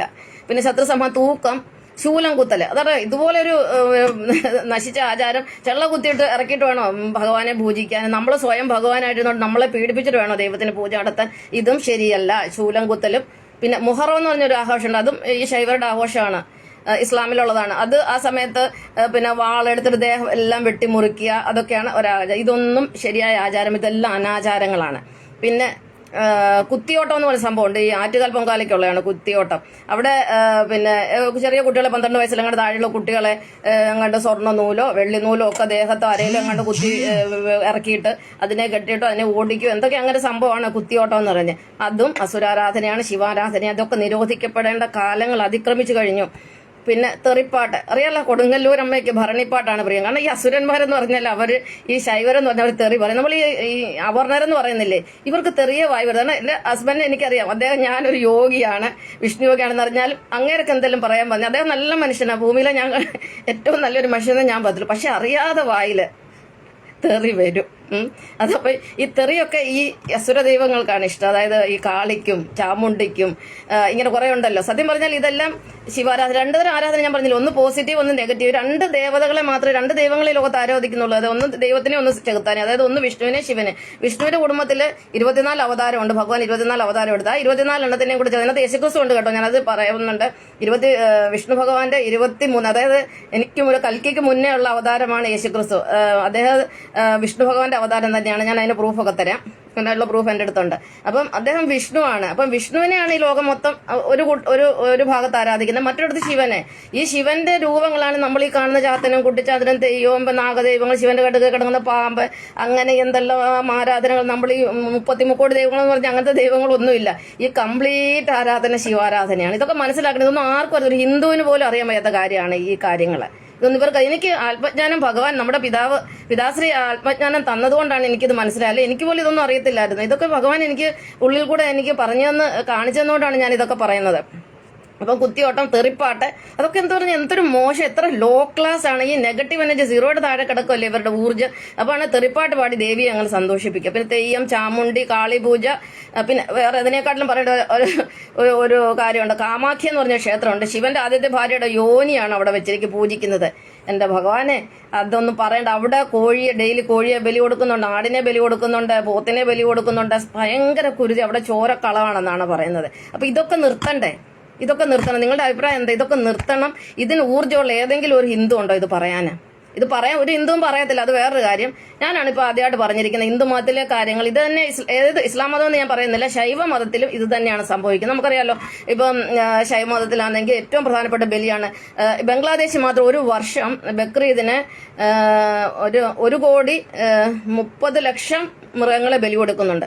പാകിസ്ഥാനിൽ 1 കോടിയിലധികം മൃഗങ്ങളെ ബലി കൊടുക്കും. അങ്ങനെ ഈ ലോകം മൊത്തം എത്ര മിണ്ടാപ്രാണികളെയാണ് ബലി കൊടുക്കുന്നത് ആലോചിച്ച് നോക്കിയേ. ഒരു തെറ്റും ചെയ്യാത്തവരെ അത് നികൃഷ്ടമായിട്ട് കൊല്ലുക എന്നുള്ളതാണ്. ഇന്നലെ ഞാനൊരു ഫേസ്ബുക്കിൽ ഒരു വീഡിയോ കണ്ടു. പാകിസ്ഥാനിലത്തെ സംഭവമാണ്. ഒരു കാളയോ പശു എന്താണെന്ന് അറിയത്തില്ല, അതിനെ ഒരു 4 നില ബിൽഡിങ്ങിന്റെ അത്രയും ഉയരത്തിൽ ഏതാണ്ട് ക്രെയിനിൽ ഉയർത്തി. എന്നിട്ട് അവിടെ ചെന്ന് അതിന്റെ ബെൽറ്റ് വെച്ചാൽ ടപ്പോന്ന് താഴെയിട്ട് അതിന്റെ ദേഹം പൊട്ടിപ്പോത്തില്ല. ഈ പ്രാക്ക് ഇവരെവിടെ കൊണ്ട് അവസാനിപ്പിക്കും? ഈ പാകിസ്ഥാൻ ഒരിക്കലും രക്ഷപ്പെടത്തില്ല. കാരണം അവർക്ക് ഒരുപാട് പ്രാക്ക് കിട്ടിയിട്ടുണ്ട്. കാരണം ഈ പ്രാക്ക് ഈ മൃഗങ്ങളെ, പിണ്ടപ്രാണികളെ കൊല്ലുന്നതിന്റെ പ്രാക്ക് ഒരിക്കലും തരത്തില്ല. ഈ പാകിസ്ഥാൻ ഇന്ത്യയിൽ നിന്ന് പോയില്ലായിരുന്നു, ഈ പ്രാക്ക് മൊത്തം ഇന്ത്യക്കാർക്ക് മൊത്തം കിട്ടിയാണ്. അവർ അന്നേ മാറിപ്പോയത് നന്നായി. അതുപോലെ ബംഗ്ലാദേശും ഇന്ത്യയിൽ നിന്ന് വിട്ടുപോയത് നന്നായി. അവിടെ ഇതുപോലെ മൃഗബലി നടത്തും. പിന്നെ നേപ്പാളും അസുര രാജ്യമാണ്, ശിവന്റെ രാജ്യമാണ്. അവിടെ പശുപതിനാഥ ടെമ്പിളിൽ എല്ലാ വർഷവും ഒരു 10,000-ലധികം പോത്തുകളെയും എരുമകളെയും എല്ലാം ബലി കൊടുക്കുന്നുണ്ട്. ഇതൊക്കെ ഈ ലോകത്തുനിന്ന് മാറിയെങ്കിൽ മാത്രമേ ഈ ലോകത്ത് ദൈവരാജ്യം നമുക്ക് കൊണ്ടുവരാൻ പറ്റത്തുള്ളൂ. ദൈവരാജ്യം വരണമെന്നുള്ള ഏറ്റവും വലിയ ആഗ്രഹക്കാരിയാണ്, അല്ലെങ്കിൽ രാമരാജ്യം. കാരണം അവിടെ പിന്നെ ഈ മഹാബലിയുടെ രാജ്യം പോലെ മാവേലി നാട് വണിയെടുങ്കാലം മനുഷ്യരെല്ലാവരും ഒന്നുപോലെ ആമോദത്തോടെ വസീങ്കെല്ലാം എന്താ പറഞ്ഞാൽ അങ്ങനെ ഒരു പാട്ടുണ്ടല്ലോ, കള്ളവുമില്ല, ചതിവുമില്ല, എള്ളോളമില്ല, പൊളിവചനം, ഒരു കള്ളത്തരം ഇല്ലാതെ എല്ലാ മനുഷ്യനും സന്തോഷത്തോടെ സമാധാനത്തോടെ എല്ലാ പക്ഷിമൃഗാദികളും അവരുടെ സന്തോഷത്തോടെ ഈ ലോകത്ത് സമാധാനത്തോട് വരുന്ന ഒരു ദിവസത്തിന് വേണ്ടിയാണ് ഞാൻ ഇന്ന് ജീവിക്കുന്നത്. അത് വരാൻ വേണ്ടിയിട്ടാണ് എൻ്റെ എല്ലാ പ്രാർത്ഥനകളും. അപ്പൊ അതിന് ആദ്യം ഈ ആചാരങ്ങൾ നമ്മളിന്ന് ഇല്ലാതാക്കണം. അല്ലെങ്കിൽ ഈ ആചാരങ്ങൾ ചെയ്യുന്ന മനുഷ്യരെ ഇല്ലാതാവണം, അധർമ്മികളെ. ഇവരെ ഇല്ലാതാക്കിയെങ്കിൽ മാത്രമേ ഈ ലോകത്ത് ശാന്തി സമാനം വരത്തുള്ളൂ. ഒന്നിൽ ഇവര് സ്വയം മാനസാന്തരപ്പെട്ട് അവര് ഈ വക ആചാരങ്ങളിൽ നിന്ന് പിന്തിരിയണം. അതിന് ആരെങ്കിലും മുൻകൈ എടുത്തൊരു എന്താ പറയുന്നത്, ഇതൊക്കെ ഡിമോളിഷ് ചെയ്യാനുള്ള ഒരു നിയമം കൊണ്ടുവരുവോ, എന്തെങ്കിലും ചെയ്ത് ഈ അനാചാരങ്ങൾ കംപ്ലീറ്റ് നിർത്തലാക്കിയെങ്കിൽ മാത്രമേ ഈ ലോകത്ത് ശാന്തി സമാധാനം വരത്തുള്ളൂ. പിന്നെ ഈ ശിവഭക്തർ എന്ന് പറഞ്ഞാൽ നമ്മുടെ ഈ കലിയുഗത്തിലെ ഈ പ്രസന്റ് യുഗത്തിലെ ശിവഭക്തരെ കുറിച്ച് എന്ന് പറയാം ഇവിടുത്തെ ശൈവർ ആരാണെന്ന്. അല്ലെങ്കിൽ ഈ ശൈവർ എന്ന് പറഞ്ഞാൽ അസുരന്മാരാണ്. അവരാരാണ്? ഇടതുപക്ഷക്കാര്, നിരീശ്വരവാദികൾ, അവരൊക്കെ ശിവന്മാരാണ്. കാരണം ഇവരുടെ പ്രധാന സ്വഭാവം എന്ന് പറയുന്നത് കാമം, ബലാത്സംഗം ചെയ്യുന്നതിൽ മുൻപന്തിയിലാണ് ഇവരെല്ലാവരും ഉണ്ട്. ആരും ബലാത്സംഗം ചെയ്യാൻ പോകുന്ന ഒക്കെ ശിവന്മാരാണ്, അസുരന്മാരാണ്, അക്കാര്യം സംശയമില്ല. പിന്നെ അത് ഇടതുപക്ഷ ചിന്താഗതിക്കാര്, നിരീശ്വരവാദികളൊക്കെ ശിവന്മാരാണ്. പിന്നെ ഭൗതികവാദികളെ, പിന്നെ ഇസ്ലാം മതക്കാര്, ഈ ഈഴവര്. ഇപ്പൊ ഞാൻ ജനിച്ച ഒരു മതമാണ്, എനിക്കറിയാം അവരെങ്ങനെയാണെന്ന്. അവരാണല്ലോ ഈ കമ്മ്യൂണിസ്റ്റുകാരായിട്ട് വന്നിരിക്കുന്നത്. പിന്നെ ദ്രാവിഡരെന്നും പറഞ്ഞിട്ടുണ്ട്, സനാതന വിരുദ്ധരായിട്ട് ദ്രാവിഡ മുന്നേറ്റ കഴകം തമിഴ്നാട്ടിലുള്ള ഇവരൊക്കെ അസുരന്മാരാണ്. ഈ അസുരന്മാരെന്ന് ദേവന്മാർ വലത്തോട്ട് മുണ്ടെടുത്ത് ഇവന്മാർ ഇടത്തോട്ടേ മുണ്ടെടുക്കത്തുള്ളൂ. തമിഴ്നാട്ടിലെ തമിഴന്മാരെയൊക്കെ നോക്കി, അവരും ഇടത്തോട്ടാ മുണ്ടെടുക്കുന്നത്. ഇസ്ലാം മതത്തിലെ ഇടത്തോട്ടാ മുണ്ടെടുക്കുന്നത്. പിന്നെ യുക്തിവാദികളെ, പിന്നെ സനാതന വിരോധം പറഞ്ഞിടക്ക് ഇവരൊക്കെ അസുരന്മാരാണ്. ഈ അസുരന്മാർ കുറെ പേരുണ്ട്. അസുരന്മാരെ പറയുന്ന ആമിഷഭോജികളെന്ന് പറയും, ക്ഷണതാചരന്മാരെന്ന് പറയും, യാതുധാനന്മാരെന്ന് പറയും, പിന്നെ കൗണവന്മാരെന്ന് പറയും, കർബൂരന്മാരെന്ന് പറയും, ആതതായികളെന്ന് പറയും, ദാനവര്, ധനുജന്മാര്, ദൈത്യന്മാര്, ഇങ്ങനെ ഒരു 100,000 പേര് ഇവർക്കുണ്ട്. അപ്പൊ ഇവരാണ് കഴിഞ്ഞ ജന്മത്തെ ത്രേതായുഗത്തിലെയും ദ്വാപരയുഗത്തിലെ സത്യയുഗത്തിലെ സകല അസുരന്മാരും. പുതിയ ബോഡിയും പഴയ എഞ്ചിനുമായിട്ട് ഇന്ന് ഈ ലോകത്തുണ്ട്. അവരാണ് ഇന്ന് ഈ ലോകത്ത് പ്രശ്നങ്ങൾ ഉണ്ടാക്കുന്ന. അമ്മയെ ഭോഗിക്കും, മക്കളെ ഭോഗിക്കും. അതായത് അവരെ ബലാത്സംഗം ചെയ്യും. പിന്നെ എനിക്ക് അമ്മയെ ഭോഗിക്കുന്ന 2 പേരെ എനിക്കറിയാം, 2 പേര് നേരിട്ട് എനിക്കറിയാം. പിന്നെ അതുപോലെ പെങ്ങളെ ഭോഗിക്കും, അങ്ങനെ മൃഗങ്ങളെ ഭോഗിക്കും, ശവങ്ങളെ ഭോഗിക്കും. ഇവരൊക്കെ നമ്മൾ എന്താ പറയുന്നത്? ഇപ്പൊ അസുരന്മാരല്ലേ? ഇവരല്ലേ പെണ്ണുങ്ങളെ എല്ലാം കൊല്ലുന്നതും മറ്റുള്ളവരുടെ പെണ്ണുങ്ങളെ പിടിച്ചുകൊണ്ട് പോകുന്നതും, പിന്നെ എല്ലാം മറ്റുള്ളവർ ദേവന്മാരുടെ സ്വത്ത് കണ്ടില്ലേ? ദേവന്മാരുടെ സ്വത്ത് അടിച്ചു മാറ്റുന്ന, ഭഗവാന്മാരുടെ സ്വത്തുകളെല്ലാം അടിച്ചു മാറ്റുന്ന ആരാ? അസുരന്മാരുടെ സ്വഭാവമേ അടിച്ചു മാറ്റുക എന്നുള്ളതാണ്. കാരണം അത് പിന്നെ കംസന്റെ പിന്നെ രാവണന്റെയും കാലം തൊട്ടതായിരുന്നു. രാവണനാണെ അന്നത്തെ കാലത്തെ രാജാക്കന്മാർ ദേവന്മാരെ എല്ലാം കൊല്ലുക, അവരുടെ പിന്നെ ഈ ഋഷിമാരൊക്കെ യാഗം നടത്തുമ്പോൾ അതിനകത്തുകൊണ്ട് അത് നശിപ്പിക്കുക, അവരുടെ ആചാരലംഘനം നടത്തുക, അതിനകത്തുകൊണ്ട് ചോര ഒഴിക്കും, എല്ലുകൾ കൊണ്ട് വിതറും, മനുഷ്യമാംസം കൊണ്ട് വിതറും. അങ്ങനെ എല്ലാ രീതിയിലും അവർ ദേവന്മാരെ ഉപദ്രവിച്ചുകൊണ്ട് ഇപ്പോഴും ഇവർ അത് തന്നെയാണ് ചെയ്യുന്നത്. ദേവന്മാരെ നശിപ്പിച്ചുകൊണ്ടിരിക്കുക. അതുപോലെ ദേവസ്ത്രീകളെ അടിച്ചു മാറ്റിക്കൊണ്ടിരിക്കുക. അങ്ങനെയല്ലേ ശ്രീരാമന്റെ ഭാര്യയായ സീതയെ അടിച്ചു മാറ്റുന്നത്. രാവണൻ എന്ന് പറഞ്ഞാൽ ഒന്നാന്തരം അടിച്ചുമാറ്റ വിദഗ്ധനാണ്. അങ്ങനെ പൈസ ഉണ്ടാക്കിയത് മുഴുവനും നാട്ടുകാരുടെ അല്ലെങ്കിൽ മറ്റു ദേവന്മാരുടെ മറ്റാളുകളുടെ പൈസ എല്ലാം അടിച്ചു മാറ്റി. ഇന്ന് നമ്മുടെ ഈ രാവണൻ പുനർജനിച്ച് നമ്മുടെ കേരളത്തിലുണ്ട്. രാവണൻ പുനർജനിച്ചിട്ടുണ്ട്. രാവണന്റെ കൂടെയുള്ള അസുരന്മാരും എല്ലാ സകല മനുഷ്യരും നമ്മുടെ കേരളത്തിലാണ് ഇപ്പോൾ അസുരന്മാരുടെ ഹഡ്ഡയായിട്ട് മാറിയിരിക്കുന്നത്. കാരണം കേരളക്കാരൊന്നും പ്രബുദ്ധരല്ലേ. കാരണം ഈ അസുരന്മാർക്കൊരു വേറൊരു കുഴപ്പമുണ്ട്. അസുരന്മാരെന്ന് പറഞ്ഞാൽ 5-6 സ്വഭാവം നമുക്ക് പ്രത്യേകം അവരെ മനസ്സിലാക്കാനുണ്ട്. എന്ന് പറഞ്ഞാൽ ഇവർക്ക് ഭയങ്കര ആസക്തിയാണ്, എല്ലാത്തിനോടും ഭയങ്കര ആസക്തിയുണ്ട്. പിന്നെ അതുപോലെ ഇവർ അസഹിഷ്ണുത, ഇവർക്കൊന്നും സഹിക്കാനുള്ള ക്ഷമയില്ല, അസഹിഷ്ണുതയുണ്ട്. എല്ലാം വെച്ചിട്ടാണ് ഞാൻ പറയുന്നത്. പിന്നെ അസഭ്യം പറയും, അശ്ലീലം പറയും, പിന്നെ അടിച്ചു മാറ്റും, അസൂയ, മറ്റുള്ളവരോട് ഭയങ്കര അസൂയുണ്ട്. പിന്നെ ഇവർ ഓൾമോസ്റ്റ് എല്ലാ അസുഖക്കാരുമാണ്. ഇവർ ആസ്പത്രി വാസം ഉള്ളവരുമാണ് കൂടുതൽ ആൾക്കാരും, അതായത് ഈ അസുരന്മാരിലുള്ളവർ. അപ്പൊ ഈ പ്രബുദ്ധരെന്നൊക്കെ പറഞ്ഞു കഴിഞ്ഞാൽ അതിന്റെ അർത്ഥം വന്നത് ഈശ്വരവിശ്വാസം ഇല്ലാത്ത അസുരന്മാരെന്നാണ് അർത്ഥം. എന്നോട് ആരും കോപിക്കൊന്നും വേണ്ട, ഞാനുള്ള സത്യം പറഞ്ഞത്. ഇവർക്ക് മനസാന്തരം വന്ന് ഇവർ ദൈവത്തിലോട്ട് അല്ലെങ്കിൽ അവർ ഒരു ദൈവവിശ്വാസം അല്ലെങ്കിൽ ഈശ്വര ഭക്തനായിട്ട് മാറി ഇവർ ഭഗവാനോട് മാപ്പ് ചോദിച്ചു കഴിഞ്ഞാൽ ഭഗവാൻ ഇവർക്ക് മാപ്പ് കൊടുക്കുക, യാതൊരു സംശയവുമില്ല. അപ്പൊ നമ്മൾ എത്ര മോശമായാലും എത്ര പാപിയായാലും, പാപികളിൽ വെച്ച് വലിയ പാപിയായിരുന്നാലും നമ്മൾ ഭഗവാനിൽ എത്തിയിട്ട് നമ്മൾ ഭഗവാനോട് മാപ്പി ചോദിച്ചു കഴിഞ്ഞാൽ ഭഗവാൻ എല്ലാം ക്ഷമിക്കും. കാരണം അതിനൊക്കെ എനിക്ക് അനുഭവം ഉണ്ടാ ഞാൻ പറയുന്നത്. അതിനൊരു ശ്ലോകമുണ്ട്, അഭിചേതസി പാപേഭ്യ. ഭഗവാൻ ശ്രീകൃഷ്ണൻ അർജുനോട് പറയാണ്, അഭിചേതസി പാപേഭ്യ സർവേഭ്യ പാപ കൃത്തമ സർവജ്ഞാന പ്ലവേനൈവ വിജിനം സന്തരിഷ്യസി. അർജുന, നീ പാപികളിൽ വെച്ച് ഏറ്റവും വലിയ പാപിയാണ്. നീ ഒരുപാട് പാപം ചെയ്തിട്ടുണ്ട്. നീ പിന്നെ അച്ഛനെയും അമ്മയും കൊന്നിട്ടുണ്ടാവാം, നീ ഒരുപാട് അല്ലെങ്കിൽ പശുക്കളെ കൊല്ലുന്ന നമ്മുടെ സനാതനധർമ്മത്തിൽ പാവമാണ്. പിന്നെ മറ്റു പെണ്ണുങ്ങളെ അടിച്ചു മാറ്റുക, അല്ലെങ്കിൽ അങ്ങനെ ഒരുപാട് പാവങ്ങളുണ്ടല്ലോ. പിന്നെ അബോർഷൻ ചെയ്യുക, ഇങ്ങനെ ഒരുപാട് എന്തെങ്കിലുമൊക്കെ ഒരു മറ്റുള്ളവരെ കൊല്ലുന്നത്, പിടിച്ചു പറിക്കുന്നത്, ബലാത്സംഗം ചെയ്യുന്ന എല്ലാം പാവത്തിൽപ്പെടുന്നതാണ്. അപ്പൊ നീ അങ്ങനെയുള്ളൊരു പാവം, എത്ര വലിയ പാപം നീ ചെയ്തിട്ടുണ്ടോ? അഭിചേതസി പാപേഭ്യ സർവേഭ പാപകൃത്തമ. എല്ലാ പാപങ്ങളും വെച്ച് നീ വലിയ പാപിയായിരുന്നാലും സർവജ്ഞാന പ്ലവൻ, നീ ഈശ്വരനിലേക്ക് വരിക, നീ ജ്ഞാനത്തിലേക്ക് വരിക, നീ മനസ്സിലാക്കുക നീയും നിന്റെ ഭഗവാൻ ഒന്നാണെന്നുള്ള ബോധത്തിന് നീ എത്തുക. അപ്പൊ സർവജ്ഞാന പ്ലവേനൈവ വ്യജന സന്ദർശം. അങ്ങനെ ആ ഭക്തിയാവുന്ന തോണിയിൽ നീ കരയറുക, അല്ലെങ്കിൽ നീ ആ ഭക്തിയാവുന്ന തോണിയിൽ നീ കയറുക. യഥേധാംസി സമുദ്ഭോക്തിൽ ഭസ്മസാൽ കുരുതർജുന ജ്ഞാനാഗ്നി സർവകർമാണി ഭസ്മസാൽ കുരുതർജുന. അർജുന, നിന്റെ എല്ലാ പാപങ്ങളും അഗ്നിയിൽ വിറകെങ്ങനെ കത്തിപ്പോകുന്നു. അഗ്നിയിൽ വിറക് കത്തിയ ചാരമാണല്ലോ. അതുപോലെ നീ ഭഗവാനെ ശരണം പ്രാപിച്ച് നിന്റെ തെറ്റുകളെല്ലാം നീ മനസ്സിലാക്കി നീ പ്രായശ്ചിത്തം ചെയ്ത് നീ ഭക്തിയിലേക്ക് വന്ന് നീ ശാന്തനായി മാറിക്കഴിഞ്ഞാൽ നിന്റെ എല്ലാ പാപങ്ങളും അഗ്നിയിൽ വിറകുന്ന പോലെ അത് ഇല്ലാതായിത്തീരും. അതിന്റെ ഉദാഹരണമാണ് വാൽമീകി മഹർഷിയുടെ കഥ. അറിയത്തില്ലേ? വാൽമീകി എന്തോ ഒരു വലിയ പിന്നെ ഡാക്കു, അതായത് വനത്തിലാ താമസിച്ചുകൊണ്ട് അവിടെ പോകുന്ന മുനിമാര്, ഋഷിമാര്, സന്യാസിമാര്, അതുവഴി പോകുന്ന വഴിയാത്രക്കാരെ എല്ലാം കൊള്ളയടിക്കുക, അവരെ പിന്നെ ഉപദ്രവിക്കുക, അങ്ങനെ ഒരുപാട് ദോഷം ചെയ്ത് മൃഗങ്ങളെ കൊല്ലുക, പക്ഷികളെ കൊല്ലുക, അങ്ങനെ എല്ലാം മോശപ്പെട്ട സ്വഭാവമുള്ള ഒരാളായിരുന്നല്ലോ വാൽമീകി മഹർഷി. അദ്ദേഹത്തിന്റെ പേര് രത്നാകരൻ എന്നായിരുന്നു. പക്ഷെ അദ്ദേഹത്തിന് ഒരു ഗുരു അദ്ദേഹത്തിന്റെ ലൈഫിൽ വന്നു, അല്ലെങ്കിൽ ആ സപ്തർഷികളെയാണ് ഒരു പ്രാവശ്യം അദ്ദേഹം പിന്നെ കൊള്ളയടിക്കാൻ ചെന്നത്. അപ്പൊ അവര് ചോദിച്ചു, നീ ഇങ്ങനെ കൊള്ളയടിക്കാൻ പിന്നെ എല്ലാവരുടെയും പണമൊക്കെ നീ തട്ടിപ്പറിച്ചു ഇങ്ങനെ പൈസ ഉണ്ടാക്കി, അല്ലെ എല്ലാവരുടെയും മോഷണമൊക്കെ നടത്തുന്നതുകൊണ്ട് നിനക്ക് എന്ത്, നീ ചെയ്യുന്ന ഈ പാപത്തിന്റെ ഫലം നിന്റെ വീട്ടുകാർ അനുഭവിക്കുമെന്ന് ചോദിച്ചു. അപ്പൊ അദ്ദേഹം പറഞ്ഞു, ഞാൻ ഈ ചെയ്യുന്ന കർമ്മങ്ങളൊക്കെ എന്റെ മക്കൾക്ക് വേണ്ടി, എന്റെ ഭാര്യയ്ക്ക് വേണ്ടിയാണ് ഞാൻ ചെയ്യുന്നത്, അല്ലെ എനിക്ക് വേണ്ടിയല്ല, അവരെ തീറ്റിപ്പോറ്റാനാണ് ഞാൻ ഈ ദുഷ്കർമ്മങ്ങളൊക്കെ ചെയ്യുന്നത്, അതായത് എല്ലാവരുടെയും പിടിച്ചു പറിക്കുകയും മോഷണം ഒക്കെ ചെയ്യുന്നത്. അപ്പം മഹർഷിമാർ പറയും, നീ എന്നാ പോയി അവരോട് ചോദിക്ക്, നീ ഇത്രയും നാൾ ചെയ്ത പാപത്തിന്റെ കർമ്മഫലം നിന്റെ ഭാര്യയും മക്കളും അനുഭവിക്കുമെന്ന്. അപ്പം ചെന്ന് മക്കളോട് ചോദിക്കും, പിന്നെ നിങ്ങൾ കൂടി എന്റെ പാപകർമ്മം പങ്കിട്ടെടുക്കുമോ? ഞാൻ നിങ്ങൾക്ക് വേണ്ടിയാണ് ഇത്രയും കാലം ജീവിച്ചത്. അപ്പൊ അവര് പറഞ്ഞു, ഞങ്ങളെ കൊണ്ട് പറ്റില്ല, താൻ നിരന്തരം ചെയ്യുന്ന കർമ്മങ്ങൾ താൻ അനുഭവിച്ചിടുകന്നേ വരൂ. അതായത് നിങ്ങൾ ചെയ്യുന്ന കർമ്മത്തിന് ഫലം നിങ്ങൾ തന്നെ അനുഭവിക്കുന്നത്, ഞങ്ങൾ ഉത്തരവാദികളല്ല.